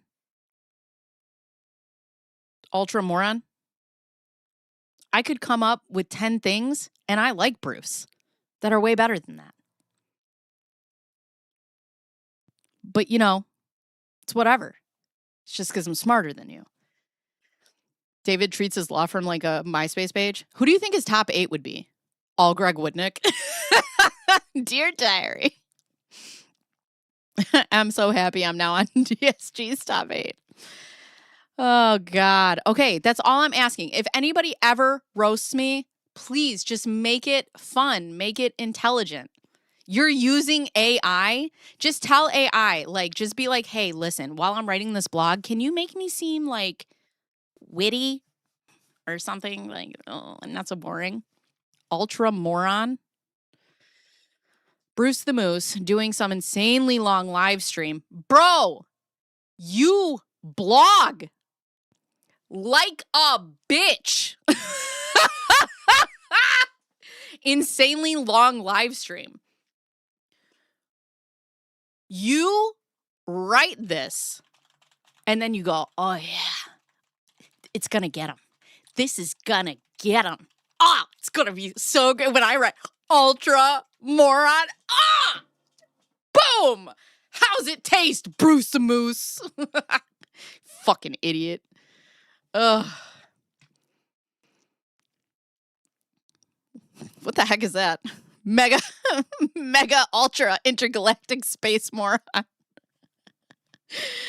Oh, God. He has limited range insults and reasoning ability. Definitely did not grow up in roast culture. Failed at Wit 101. For real. You should just go and just tell your chat you want to be funny. Okay? Not everybody can do it like the people in the JFC cult who are actually funny. But, I mean, if you're using AI, they could try to help you.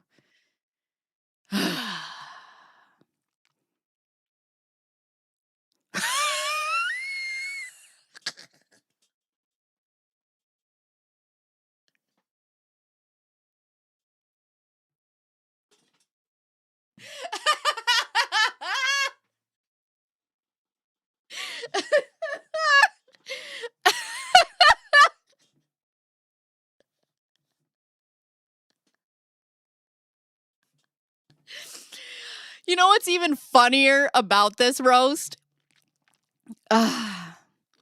Bacon Bears is so dumb, she thinks pedicure is how you reform David Jingris. Yo, Dave, I hear you like I'm young. Bet you headed to cell block 1. Oh, boy.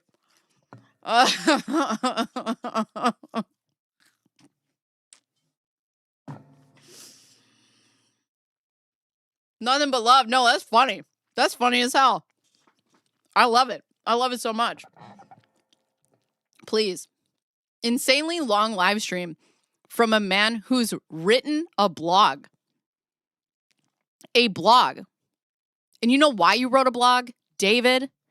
Because your content creator dreams are sinking as fast as your boat in the south of France. Like, oh boy.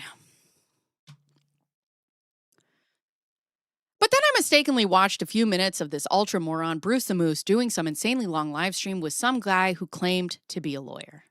Isn't that what you claim? To be a lawyer? Before my time? Took $400 an hour from that girl, and you couldn't do the full scope of your job? Okay.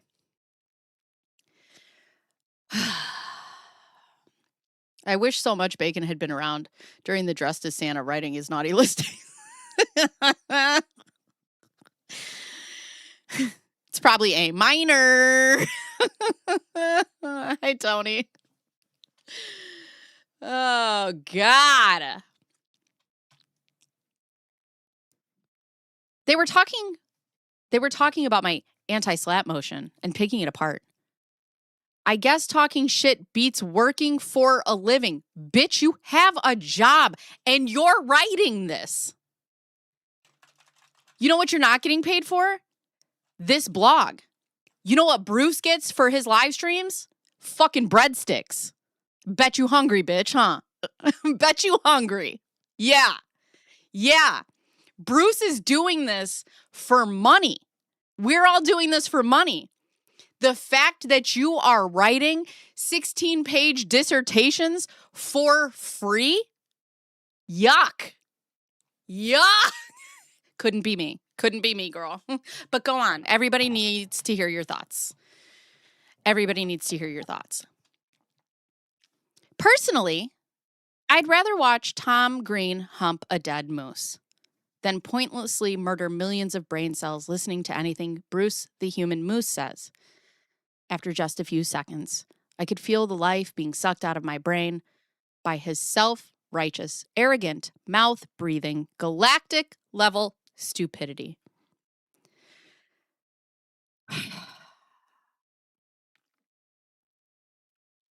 Bruce is a perfect example of what Sun Tzu was talking about. I assume that's what that is. Just ignore the fools out there. Eventually, their stupidity will lead to their own self-destruction. Good advice. Yeah, it'll lead to their self-destruction. Theirs, because they'll have bar complaints against them and possibly losing their license. But you know what? It'll also lead their friends into destruction. And it'll walk them into the sunset of 14 felony counts because they didn't do their job correctly. Yeah, I think that sounds right. I think that sounds right. I don't actually need any YouTube money, but you make it. That's the point. That's the point. I don't need YouTube money. I'm great. I'm a stay-at-home mom. But you know what I make? Money. You know what Dingus doesn't make? Money. Doing this? Doing this. I'll tell you. Did he throw out a line from Eminem? Yeah, he did. This is what I'll be listening to when I fall asleep. I don't get breadsticks. I get Culver's cheese curds. Right. Cracks me up that Jingris' blog is solely for the JFC audience. He has no supporters except the obvious serial perjurers. It's so funny to me tests, because but never fetal heartbeat. I could never.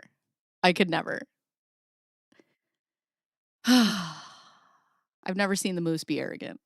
Also in that live stream, Patrick specifically mentioned that he hadn't had time to prep as much as he would like. because he just got home from work. Who cares?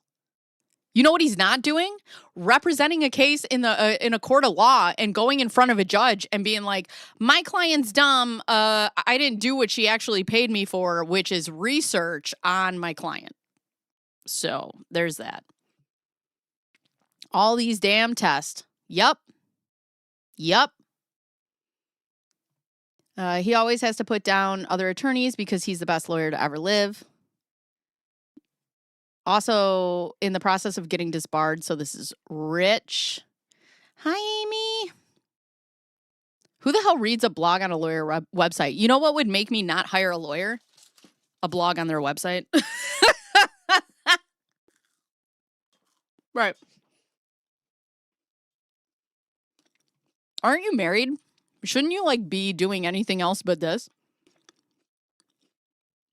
I'm married and I have kids. And when they all leave the house, this is what I do. You're a lawyer. And you have a wife, allegedly. And this is what you're doing with your time. Okay.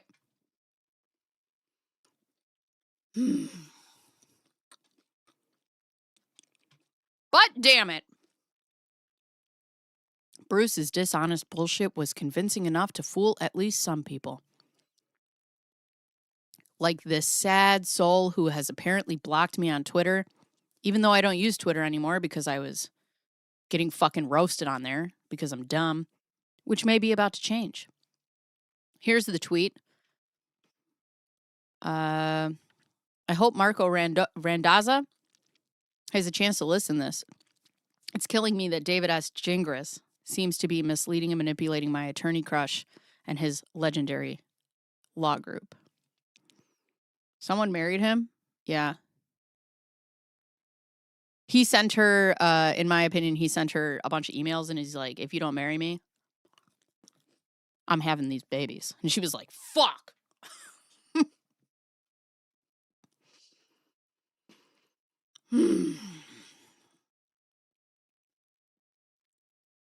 Yeah, they won't call him David Due Diligence Jingris. That's for sure. That is for sure.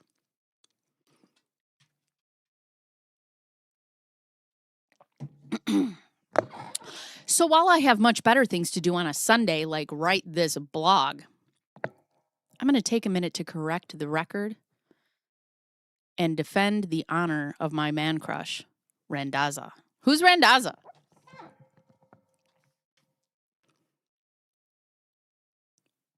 I need to know who Randazza is. I'll do this by correcting one thing, Professor Bullwinkle. Oh, my God. Jingris, how old are you? Jingris, you know what? Just come on the channel. I'll teach you some new words. I'll have my sister. No, she's 17. You'll like that. No. We can't have all that. But I'll sit you down. I could teach you words that the kids are saying nowadays. Because you're losing it. You're showing your age, man. You're showing your age. So, is the letterhead, his anti-slap motion is filed up. An actually decent lawyer. Oh, God. And full disclosure, I obviously don't watch the whole video, so maybe he corrected himself later, but I highly doubt it. I know for a fact, speculation, you laid in your bed with a bottle of lotion and listened to Bruce the Moose for fucking 8 hours straight with a photoshopped picture of Greg Woodnick on fucking Dave Hasselhoff's body plastered above your bed. I know it. You need a voice for Jingris. Ugh. It's fairly long. Oh, wait. In the stream, Bruce claimed I was somehow misleading the court by quoting comment 8 to ER 3.3. This comment is quoted on pages 30 to 31 of my anti-slap motion. It's fairly long, so I'll just paraphrase. The comment says lawyers can submit false evidence to a court as long as the lawyer does not know that the evidence is false. Right? Right. And hear me out here. Had you done your job, okay, you would have known that that evidence is false, which is also the problem.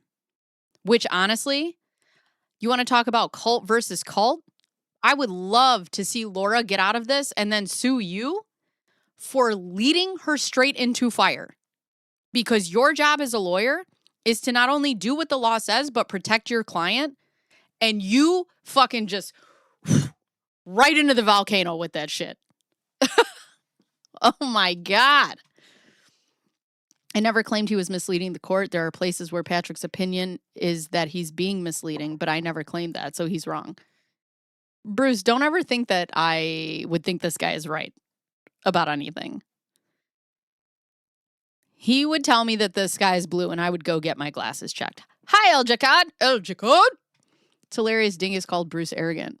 Bruce is totally chill. Ugh. You still have some research to verify, right? The idea is, if a lawyer isn't sure whether his client is lying or telling the truth, the lawyer doesn't have to make that hard call. Instead, even if the lawyer believes his client is lying but isn't 100% sure, the lawyer can let the client testify. The judge or jury gets to decide if they believe the client's story, and the lawyer can't be punished either way.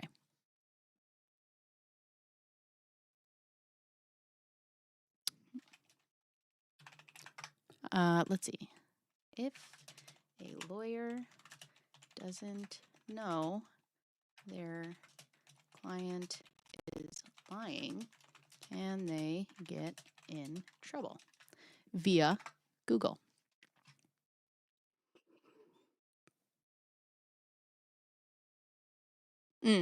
So this is from Goldberg and Segala.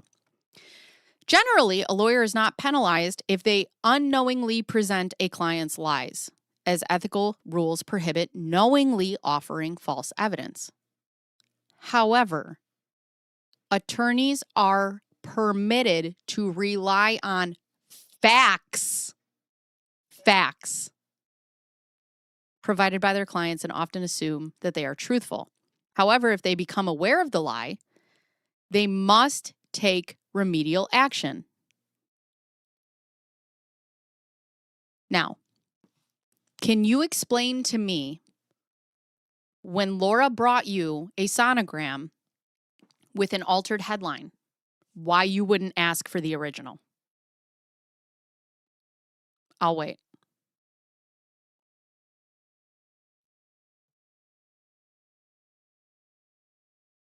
When Laura told you that she went to Planned Parenthood, I would think that you would know that Laura went to Planned Parenthood in Los Angeles. Why do you not have that sonogram as her lawyer? I'll wait. So we're supposed to believe that a good lawyer is supposed to take the word of their client and never verify. And you think you're worth $400 an hour? Sir, if I was paying you $400 an hour and instead of doing research on my case, you're writing these stupid fucking blogs, we would have a problem. I would get my fucking money back. And listen, I am never in the camp of Laura Owens, but I hope she goes after you because you were the one who got her into this mess. She brought it before the court. She may have gotten one felony count, but you were just like, you know what? Stack them. I love a fucking sandwich. Dude.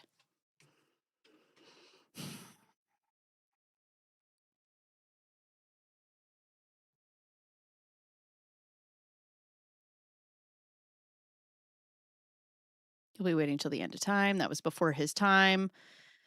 Laura couldn't remember the fake name she used. Pick me, pick me. Basically to Bruce. Right. This should be another bar complaint. I don't disagree with you. I think this is insane.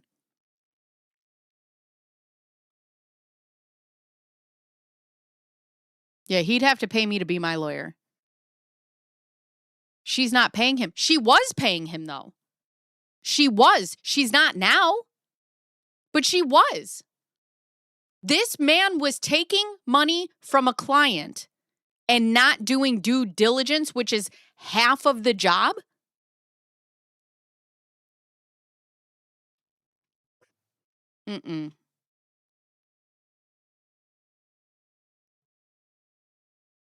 Maybe that's why he never did his homework, so he can use that as a loophole. Imagine being a lawyer and just being like, I didn't know. This is my job, but I didn't know. I'm a hairdresser. Imagine if somebody came in, wanted a fucking trim, and I did a buzz cut, and I was just like, what? What do you, I just didn't know. I didn't know that you didn't mean that trim and buzz cut were the same thing. This is not a place where you can have like plausible deniability. You are her lawyer. It is your job to verify what you're putting on the stand or any one of the things that she brought to you in this case. It's your job. It's what she's paying you for.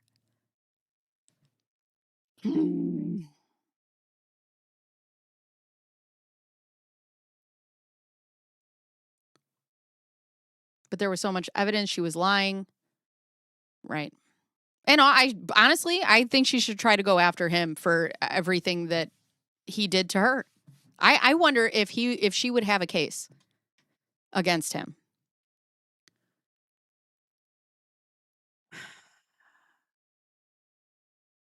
Ooh. Was not paid for appeal work. I don't think he was paid for the Rob stuff either. They have orange bleached hair. Bleach was before your time. Wait, what? Oh, yeah, the before my time. It was before my time. It was before my time. Unbelievable. And here's the thing, too. You're representing a client who brings you this evidence, or this other attorney is bringing evidence against her. You don't verify one of the sources? Not one of them. Not one of them? But you have enough time to write this blog, any of these blogs, and fight people on Twitter? Right. Her previous lawyer, Corey, submitted the notice of candor acknowledging that she lied. You know, David, if you would have withdrawn from this case, you probably could have been the content creator that you always wanted to be. Probably. And I know that it probably chaps your ass that people are sitting in Bruce the Moose's live stream. And there is nobody reading your blogs. Sad. Okay. I'm never going to get through this. Instead, even if the lawyer believes his client is lying but isn't 100% sure, the lawyer can let the client testify. The judge or jury gets to decide if they believe the client's story, and the lawyer cannot be punished either way. Bruce apparently hates this comment because it's good for me.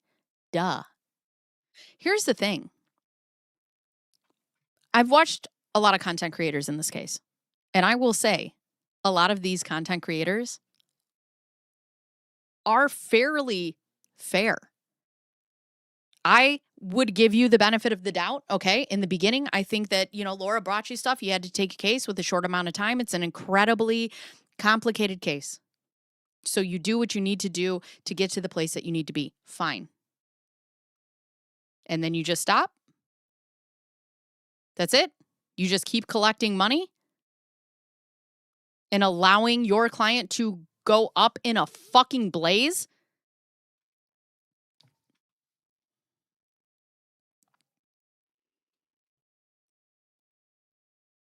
Not only did she tell him she messed around with that ultrasound, but he sent it to the expert to verify a claim. Right.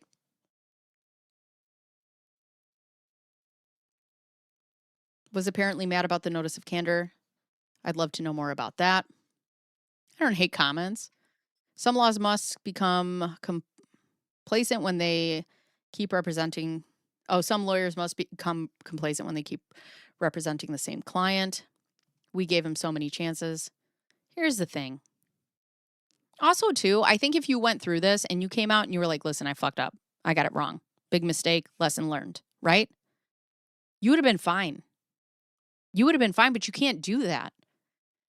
And it's not that he hates this comment because it's good for you. It's because you're representing this in a way that's not accurate. Yes, you can bring forth evidence that you don't know is false. You can let your client take the stand. Yes. But on the other hand, you also try to say that you're like the best lawyer in the world and you're so smart and I'm this and I'm that. And then you admit out of the other side of your mouth that you didn't even do half of your fucking job. You're getting paid $400 an hour and you called your client dumb in the middle of a fucking court hearing.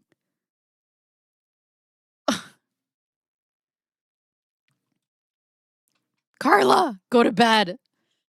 He knowingly misled the crypt keeper and they put her on the stand. Right.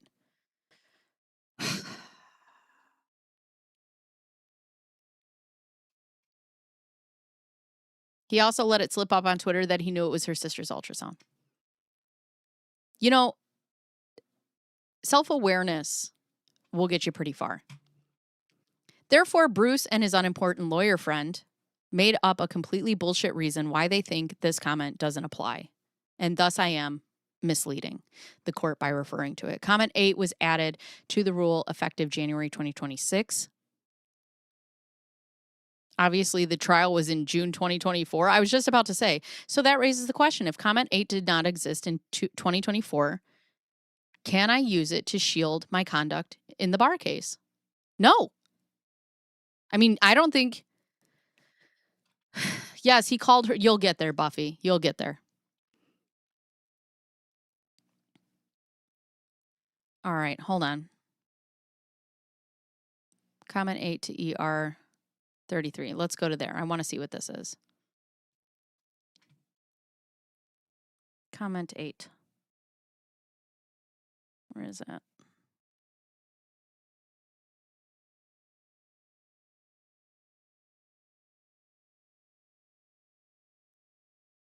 Miss Owens.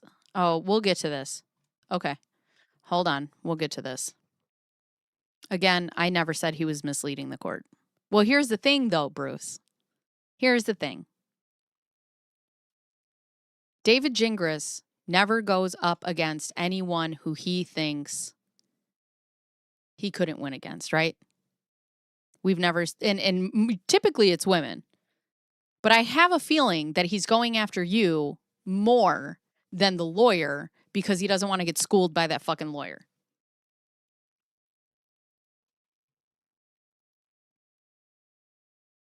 Bruce's lawyer friend, I think his name was Patrick, offered this ridiculous argument, which nearly made Bruce faint with orgasmic delight.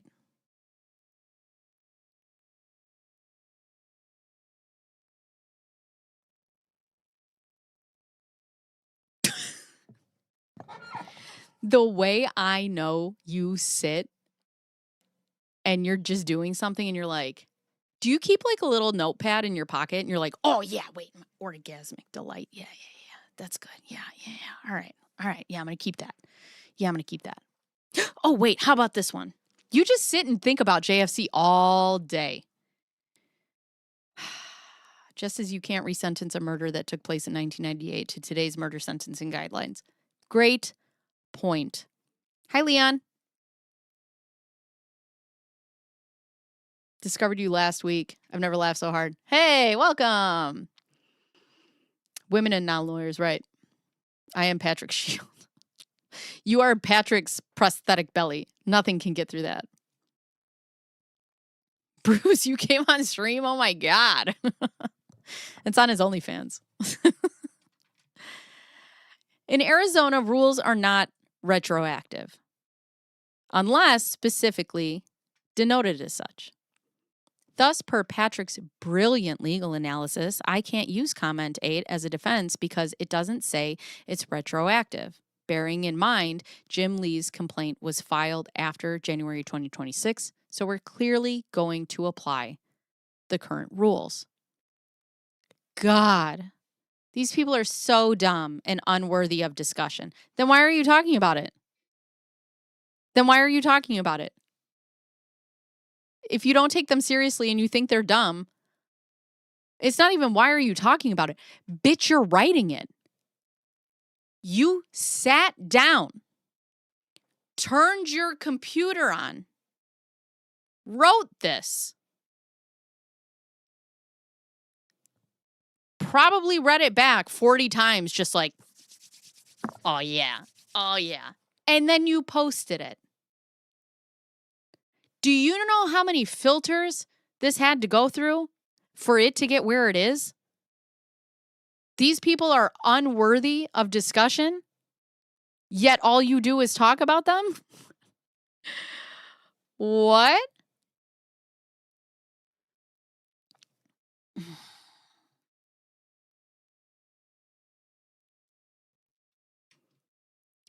I can't believe I even have to explain this, but I will try my best. Here we go.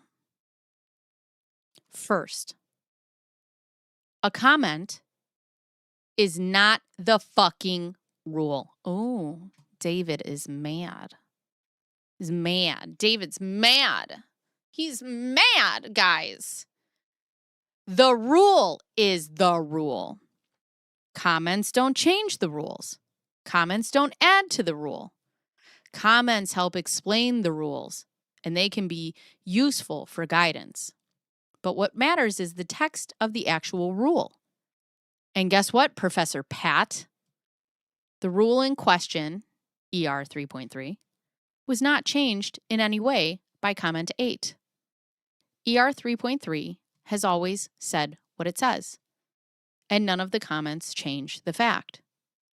Second, if Patrick actually took the time to investigate... Oh, my God. Oh, my God.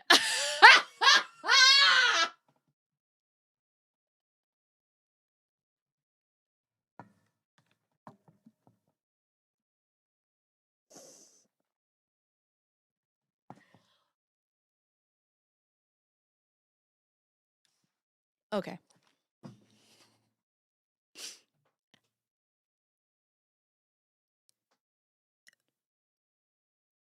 Oh, Omar's in the chat.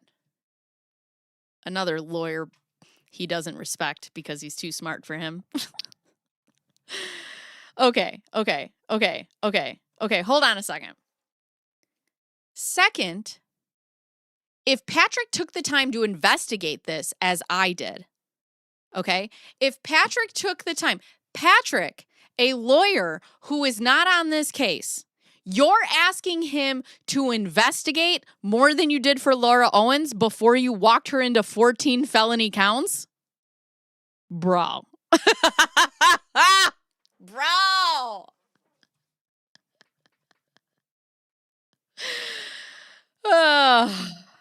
Excuse me if I don't sign up for Ding Dong's lawyer.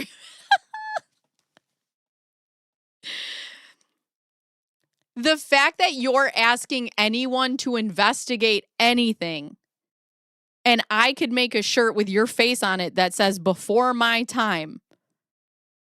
Ludicrous. Ludicrous.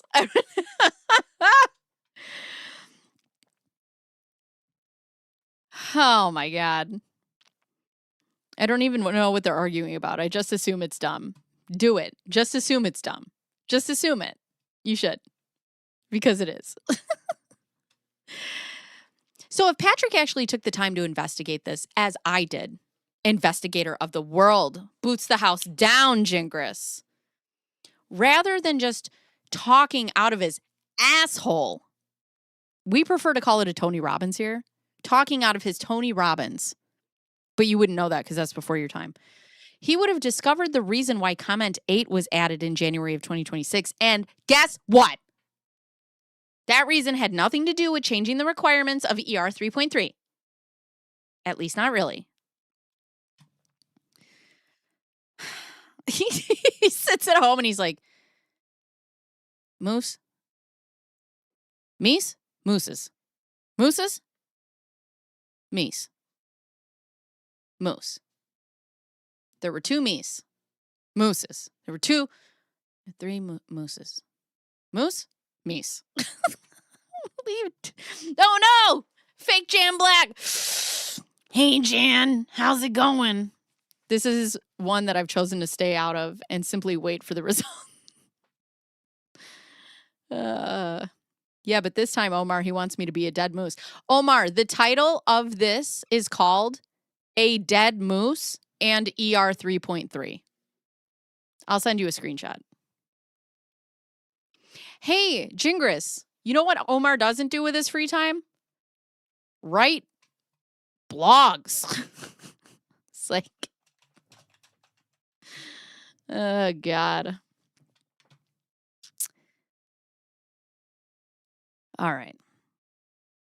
It's also actually, in big letters, extremely good for me that comment 8 was not around in 2024. Wait, what?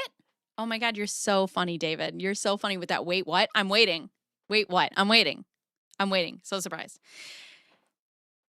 Oh, see, and this is what you're going to do, Jingris. See, you're going to try to be the smartest guy in the room. And then the next thing says, here why, Pat. Here's why. Apostrophe S. Here is why, Pat. Here why, Pat. I did your homework for you, even though I don't know what a fucking apostrophe is. Right? Right. Okay. So happy I took a day off.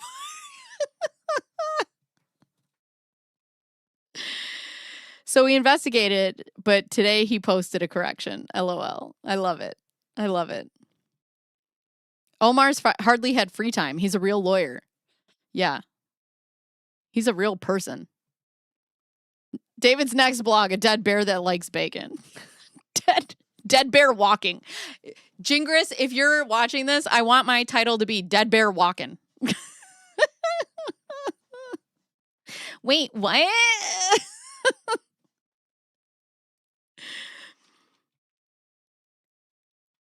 This is the actual petition filed with the Arizona Supreme Court requesting the addition of comment 8 to ER33. Okay?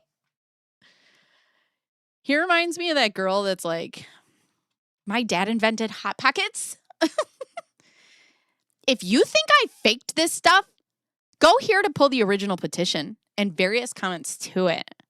Feel free to do your research because I don't like that part of this job. I don't like to do research. But you can feel free, and then can you report back so I can like write it down? He's the kid in class. He's like, "What's your answer for the first one?" And they're like, "Dude, that's where your fucking name goes. It says name. Fucking just put Jingris." My dad invented the toaster strudel.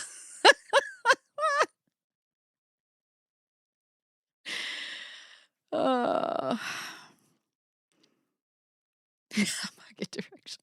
And none for Gretchen Wieners. And none for Jingris Wieners.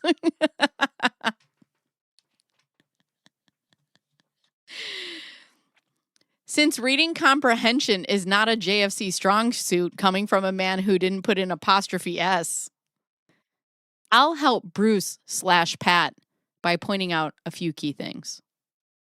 First, the author of this petition is Robert M. Brutinel. Who is he? Oh, he's just a current justice of the Arizona Supreme Court. And that's helpful because, among other things, the bar judge's decision in my case isn't final. I still have time to go down in fucking flames. I won't actually keep or lose my license until the Arizona Supreme Court looks at this stuff and decides what to do. It's not up to you. It's up to them. One of the people judging me will be none other than Justice Robert M. Brutinel. So yeah, kind of a relevant person to be speaking on these issues. DG is Gretchen. Worms, dog, moose, ducks, probably bears. And what other animals does he just like? He just likes them all. He pays for ChatGPT to no way. He goes in there and tries to mess it up, which is why it's not written correctly. It's so funny. Although all the M dashes, I'm sure, is ChatGPT. Stop trying to make a twin pregnancy happen. Leave Laura alone. Leave Laura alone. Leave Laura alone. Leave Laura alone. Right. He turns into Sherlock Holmes when he's writing blogs, but he can't do any research when it's about an actual client. It's about how sick he's having to explain things to idiots, and he's taking a break from blogging. Yeah. How are you tired of explaining things to idiots and you have Laura Owens as a client? What's that like? I don't think my dad, the inventor of toaster strudel, would be very happy to watch Bacon reading about dead meese. You know, it's so funny because I come into these streams with good intentions and I always leave with, what the fuck happened? We always just take a left. Second, as he explained in the first paragraph of the petition, the point of comment 8 was to, quote, ensure sufficient guidelines exist to help lawyers avoid improper presentation of digitally forged evidence to the court. So actually that seems kind of relevant, right? Yeah, it does. It does. Especially that rule's being made now after you bombed so hard in your fucking case over digital evidence.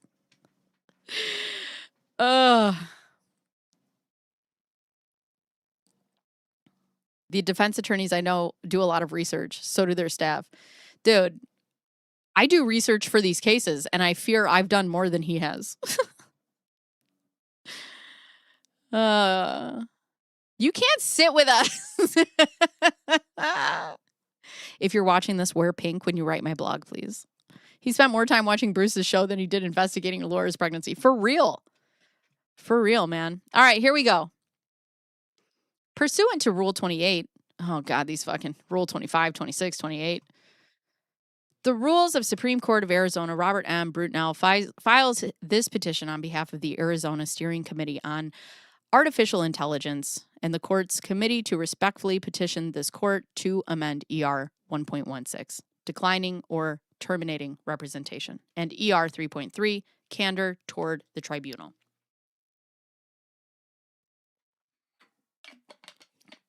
Comment 8, to ensure sufficient guidelines exist to help future lawyers so they don't fuck up as bad as you did, to avoid improper presentation of digitally forged evidence to the court. I fear they might be using you as the example, son. I can't wear pink as on Wednesday. It's always amazing to me how these people like Jingris and Laura think they are so confidently smart, and people around and yet consistently proven wrong. It's great. On Wednesdays, we wear moon bumps. If he has to write this big clarification and explanation in a blog, doesn't that just mean his original filing wasn't clear enough? Maybe he should just write better filings to begin with. I also love that one of his was like, once upon a time, background. But let's dig a bit deeper and see what Justice Brutnell has to say about this stuff. Section 2, discussion of proposed rule changes. Proposed revision to comment 8 of Ethical Rule 3.3. Existing rules of professional conduct prohibit a lawyer from knowingly misleading the court or offering evidence the lawyer knows to be false, and restrict a lawyer from alluding to any matter that the lawyer does not reasonably believe will be supported by admissible evidence. Now tell me, I just want to know, when she admitted that she altered her sonogram, why did we not verify and just get the original one? It would have been that simple, right? Just asking. However, the existing ethical rules do not require a lawyer to inquire or investigate the authority of the evidence before presenting the evidence to the tribunal, even if the lawyer reasonably believes that the evidence has been materially altered or generated with the intent to deceive. Reasonably believes, like she told you?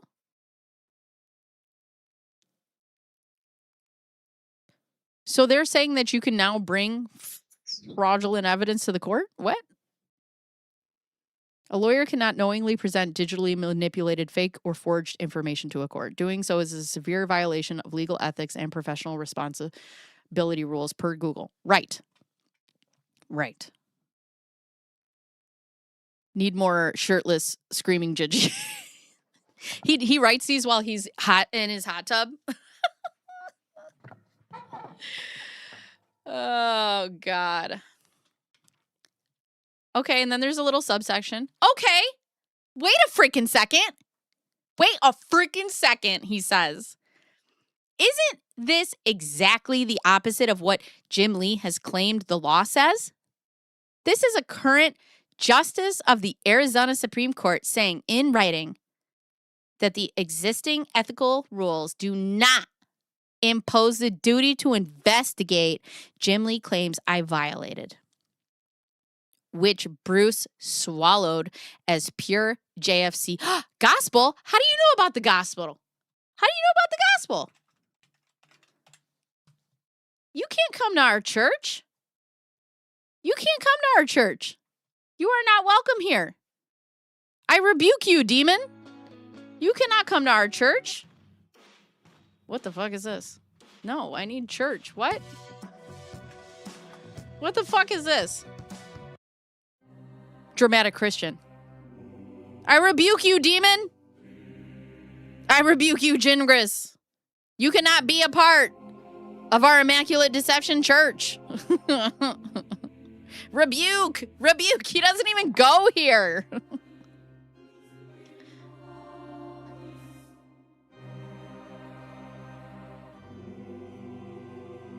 You can't pray with us. The power of Planned Parenthood compels you. Oh, God. The power of Planned Parenthood compels you. As brainless sheep often do. Looking at you, Megan Fox. She's a fox. She's not a sheep. Man, you are just ate up with this fucking group. Oh, my God. $400 an hour. And you're the only one paying the rent space that they are living in. Oh, sucks to suck. Dave, protect us. Our screen door is uncuttable. We shall exorcise these demons. Oh, God. You know what, Jingris? I appreciate the blogs. Thanks for making me laugh. But hang on. Surely there is something helpful in here. There would have been something helpful in you doing some investigation work on your client. What about the next page? Of inaccurate decisions and the erosion of the public's faith in the authenticity of admitted evidence. The committee recommends a revision to Comment 8 of ER 3.3 as set forth in the appendix to provide that a lawyer who reasonably believes evidence has been materially altered or generated with the intent to deceive has an affirmative obligation of reasonable inquiry before submitting the evidence to the court. The revision includes factors that may be considered in determining the scope of the inquiry. The proposed changes merely acknowledge that a lawyer has an obligation of the inquiry if the lawyer reasonably believes that evidence has been materially altered or generated with the intent to deceive the court. No changes are recommended for Comment 9 of ER 3.3, which underscores that Rule 3.3 only prohibits a lawyer from offering evidence the lawyer knows to be false. You mean like, hi, Amanda. You mean like you knew it to be false? You knew her sonogram to be false? Like that? Like that? Like that? When she told you that? Like you knew that? I'm just wondering.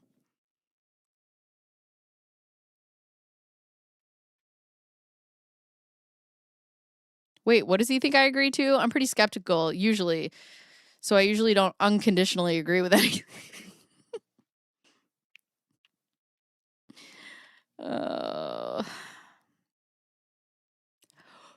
This motherfucker, he wrote this. Boom!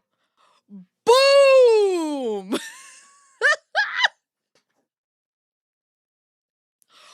Boom! Okay, there it is. So Justice Brutnell felt comment 8 was needed to help lawyers understand that if they think evidence is fake, they can still represent it to the court, but here's the catch. They need to conduct a reasonable inquiry before they do. What was your inquiry? Asking Laura Owens if the evidence she's presenting is fact? He's like, yeah, that's good. Time to go home.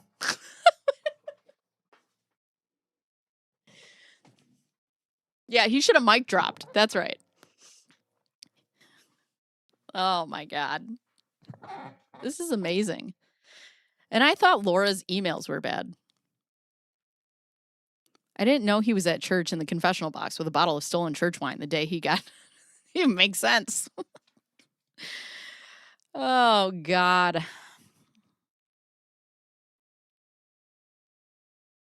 Well, now, let's think about this. Does this really help Bruce or Jim Lee for that matter? Again, let's defer to the wisdom. Is this supposed to be genius? Is this... okay, I'm in my chat. I'm going to copy and paste this. Tell me you wrote this as Genius Super Attorney Patrick. Copy and paste. I didn't make that up.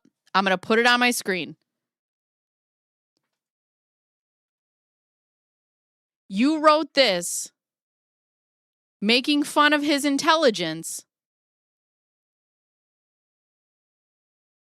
calling him Genius Super Attorney Patrick.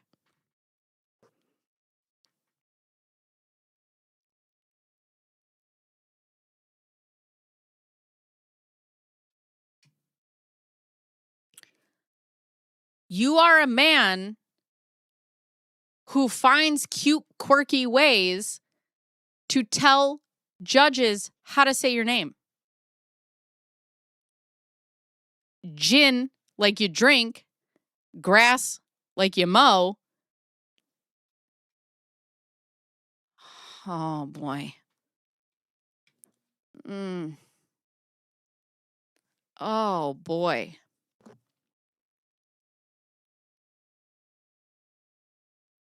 There it is. An ultra moron, Bruce. Who wisely reminded us comment 8 did not fucking exist in June of 2024. Oh, fuck. So not good for JFC.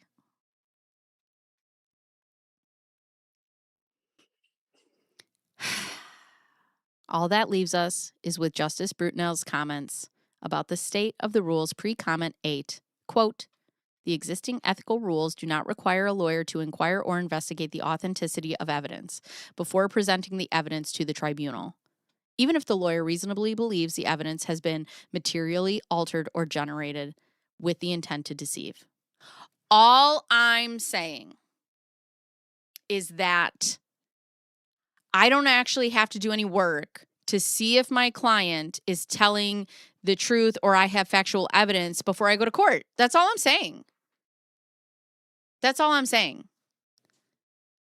His jokes are misunderstood, just like him. I'm not a litigant in this case.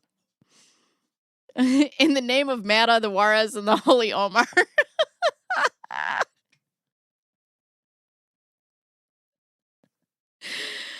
Oh, God. I could bring whatever case I want to court. Laws don't apply to me. Rules don't apply to me. if that's the rule, and this comes straight from a guy current sitting on the Arizona Supreme Court, that kind of is the end of the argument. Don't you think? I sure do. David, what are you arguing? You're arguing the fact that it's acceptable to be a shitty lawyer? That's your argument? Your argument's like, listen, he said I don't actually have to do my fucking job if I don't want to. It's fine. It's fine. I could just take money from these people and I can go to the court and drive them into the ground with 14 felony counts. Fine. It's fine. I take an oath to do the best to protect my client and do none of that. It's fine. The fact that this blog is you arguing the fact that you could be a less than mediocre lawyer, 10 out of 10, no notes. 10 out of 10, no notes. No notes. No notes. And Bruce thinks I'm misleading the court by citing this comment, which once again does not change any substantive. All right, you can roast me on that. I can't say the fucking word. Requirements of the rule.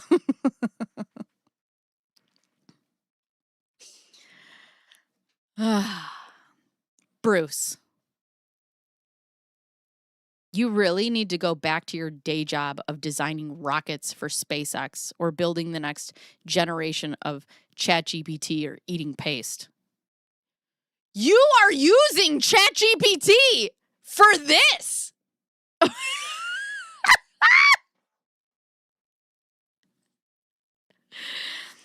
We know you're a genius at other things, but commenting about law is not one of them. Or just find another dead moose. Okay, I'm copy pasting this and putting it in here. This is what he wrote. This is what he wrote. So that's a dead moose at least 3 or 4 times in this post. And David Jingris, you know for a fact that if anybody wrote anything about a dead lawyer, dead Jingris, dead Jingras, dead whatever, you would be in the fetal position, rubbing one out with your tears. Please.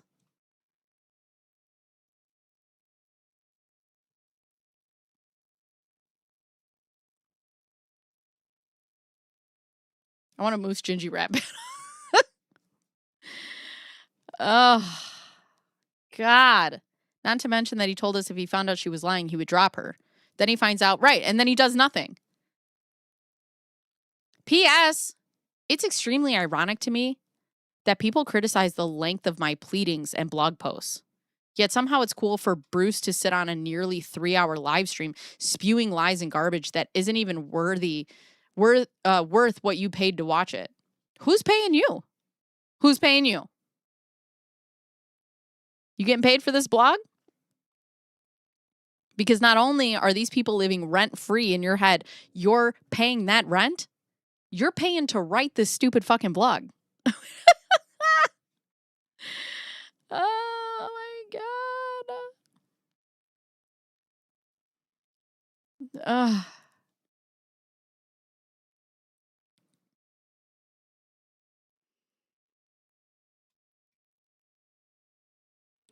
Still, is this supposed to be still in the spirit of full disclosure? In the spirit?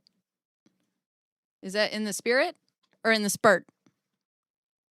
In the spurt? Are you spurting over there, Jingris? In the spirit of full disclosure. In the spurt? Are you a spurter?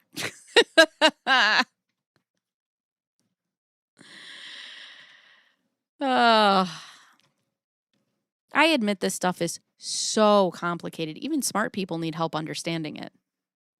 That's why the AZ bar published. I love how every time you try to like make yourself seem smarter than somebody else, you fuck it up. Here, genius, steal in the spurt. Genius spurt. That sounds like, what's that girl's name? Glorilla. Because she's got such a heavy accent.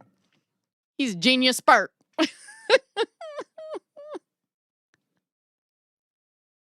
It's free to watch, which you know because you watched it too. Yeah, also, he gets paid for views. Oh, God.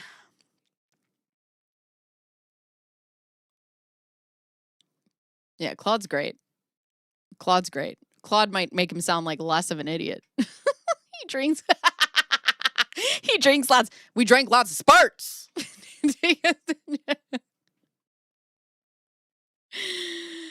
I'm motioned to compel these spurts out of you. Get these spurts out of you, Jingris. Get these spurts out of you. Motion to compel the spurts. Oh, God. I mean, I got to give it to him. He makes me laugh. He makes me laugh. All right. In the spurt. I can guarantee y'all he's not using AI. I grade a ton of AI-produced papers. It is better than this and doesn't produce such obvious errors. Don't look at me. Look at Greg Woodnick, Bar Guy Jim, Dave Neal, and now Bruce and Patrick. Look at all these other cool dudes. Don't look at me. Steele, in the spurt of full disclosure. I admit this stuff is so complicated. That's why the AZ Bar published things called ethics opinions, which represents the bar's best attempt to explain difficult subjects like ER.33. All right, so let's go here. Since he hates AI so much, I'm going to take this, and then I'm going to... I think he cries angry tears. And I'm going to copy, and then I'm going to pasta. Let me pasta. And I'm going to tell Claude, explain this to me like I'm a little bitch.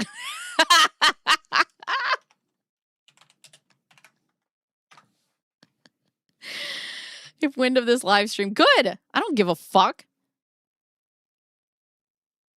A lawyer represented someone trying to get unemployment benefits. The client testified, won the case, and got the benefits. Then, oops, the lawyer finds out that the client made the whole thing up and lied under oath. That's perjury. The client then fired the lawyer when the lawyer said, hey, you need to fix this. So now the lawyer is asking, am I obligated to do something about this even though they're not my client anymore? The answer is yes. And here's a pecking order of what to try.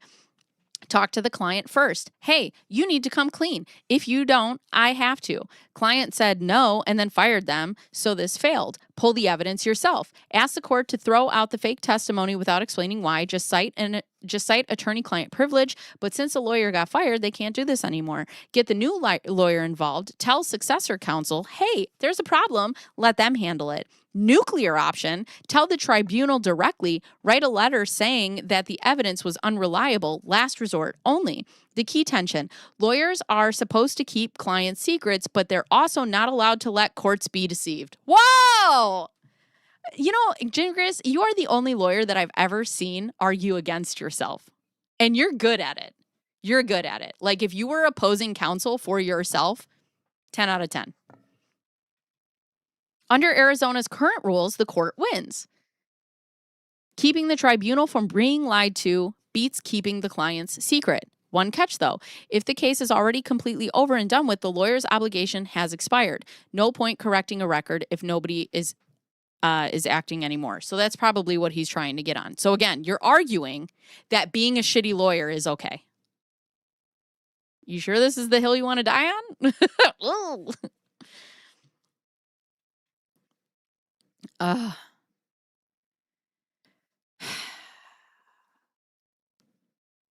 If you don't tell the court, I'm having the babies. I think the article will be, if a bear shits on the internet and no one sees, did they really shit? And no, I didn't really shit, even though it stinks like shit in here. Oh my God. The reason I'm citing this specific ethics opinion is because it has some very, very, very helpful guidance of what a lawyer should and must do when faced with the discovery that a client lied to a court. Since that is something Jim Lee has accused me of doing or not doing correctly. I think this quote from the opinion is worth mentioning. The committee stresses, however, that disclosures made pursuant to ER 3.3 should be narrowly tailored and no broader than necessary to undo the effect of the tainted evidence. Did you put that in there because it says taint? I bet. Stating that purpose of reasonable remedial measures is to undo the effect of false evidence. One huge issue Jim Lee cares about, and Moose Boy Bruce, roasted him. Bruce better get some ointment, because that was a burn, bro. Moose Boy Bruce. Sick burn. Sick burn. Bruce better have some fucking Neosporin, bitch. It just ain't right. Is that before June 10th of 2024, Laura said she went to Planned Parenthood in Orange County, and then suddenly at trial, she changed the location to Los Angeles. We're not talking about that. We're talking about the sonogram that she gave you, and she admitted that she altered. But okay, Jim's complaint falsely claims I knew the truth about this before June 10th of 2024. I have denied that under oath repeatedly because you didn't know anything, because you didn't do your research on this particular case when that was your job. Why was she paying you $400 an hour? I have questions. And Jim has yet to disclose any evidence to support his allegation. But let's assume for a minute that Jim was right. Look at you giving benefit of the doubt. Look at you. At least insofar. Is insofar one word? Am I wrong? At least insofar. What's this? Insofar? What's that?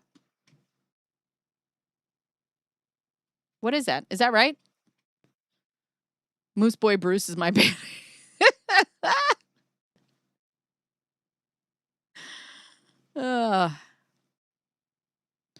Dingus making notes in a burn book before having a right these were.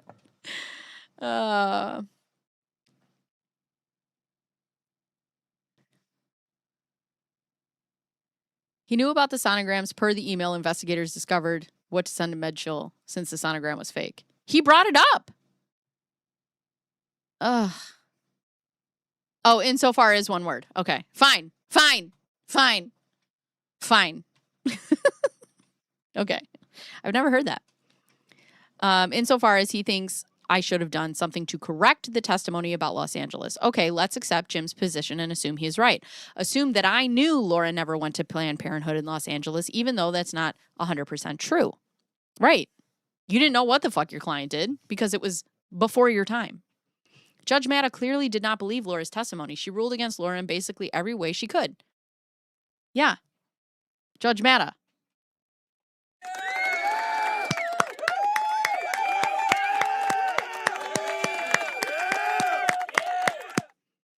She awarded every penny of fees Woodnick requested.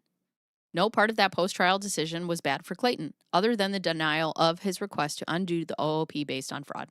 But that aspect of the ruling had nothing to do with LA versus OC.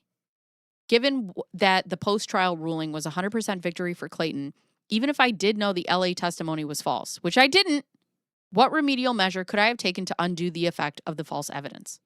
Seriously. No, really. Given that Laura lost everything, what effect is there to undo? There's the effect to undo the fact that she fucking perjured herself. You have a due diligence to your client. And the fact that you allowed her to get on the stand, knowing that there was false evidence, and allowing her to perjure herself on the stand, knowing that she would be able to perjure herself on the stand, which is why a lot of lawyers are like, hey, don't fucking go up there. And I love the fact that he's like, Clayton won. Laura lost everything. Yeah. Maybe she wouldn't have lost everything if you were a better lawyer. If you did your due diligence, if you did your job, if you did your research, and you did what you needed to do what you were paid for to protect your client. Notice of candor at the very least. But no one commits perjury. Right. And you went on to appeal the June 10th decision twice, which you didn't have to do. Right? Right. Okay. Okay. If you think about that for 2 seconds, you will understand why there is no legal basis for Jim Lee to prevail on that claim. Even if he was right about the law, which he isn't, and even if he was right about the facts, which he's not. There, Bruce. Oh, man. This ate your shit up. There, Bruce.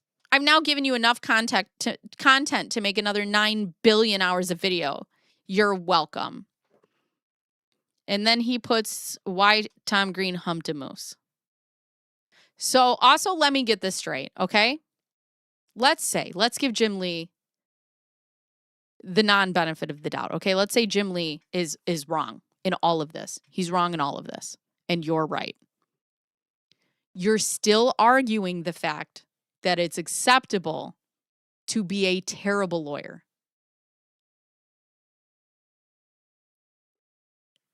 It's a weird argument, but you got to be good at something.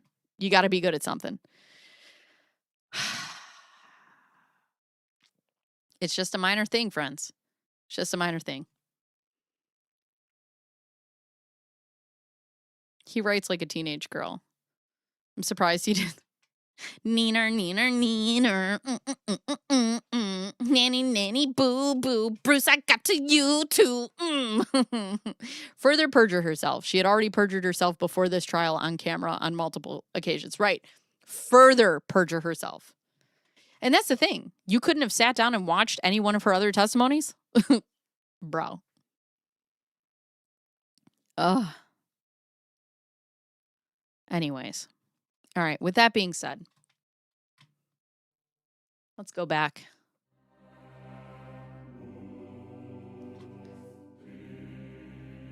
Hold on one second. Let's do this.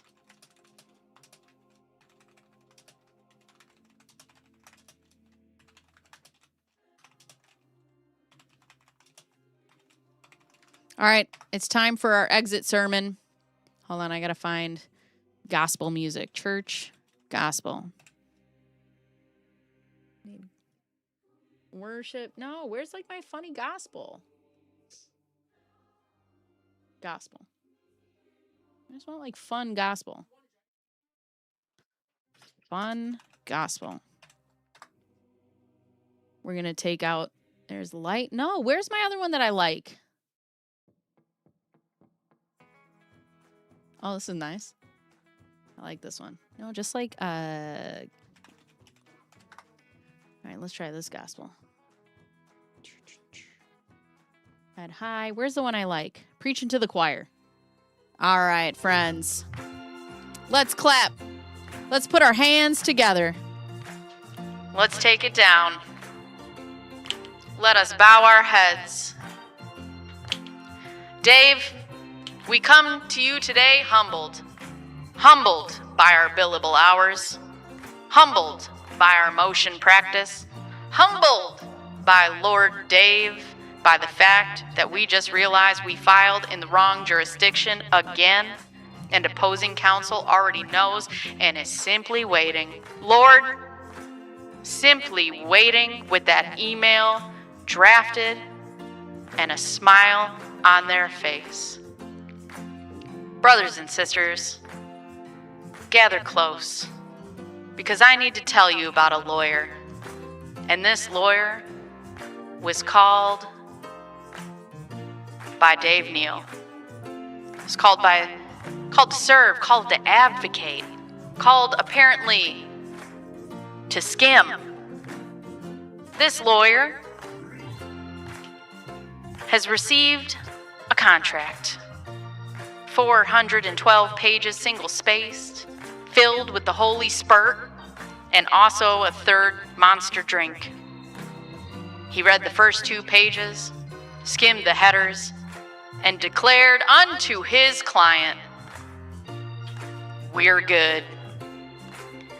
But we were in fact not good, because buried on page 311, in a subclause of a subclause, written in a font so small it was practically a suggestion, was a provision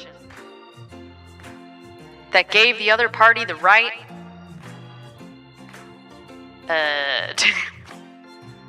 to Jingris' client's entire business, her car, and I believe one of her dogs. And Dave looked down upon Jingris, and the Lord Dave said nothing. Because the Lord Dave was also reading page 311 for the first time and was equally surprised. The lesson, congregation, is this. The document does not care about your confidence. The document has been sitting there the whole time, patient, unbothered like Jingris, though in a way that he was not. Read everything, Jingris. Goodbye, Trash Davidians. I'll see you tomorrow. I will be live with Buffy and Llama and our Lord and Daviour. Hallelujah. Praise be Neil. See ya.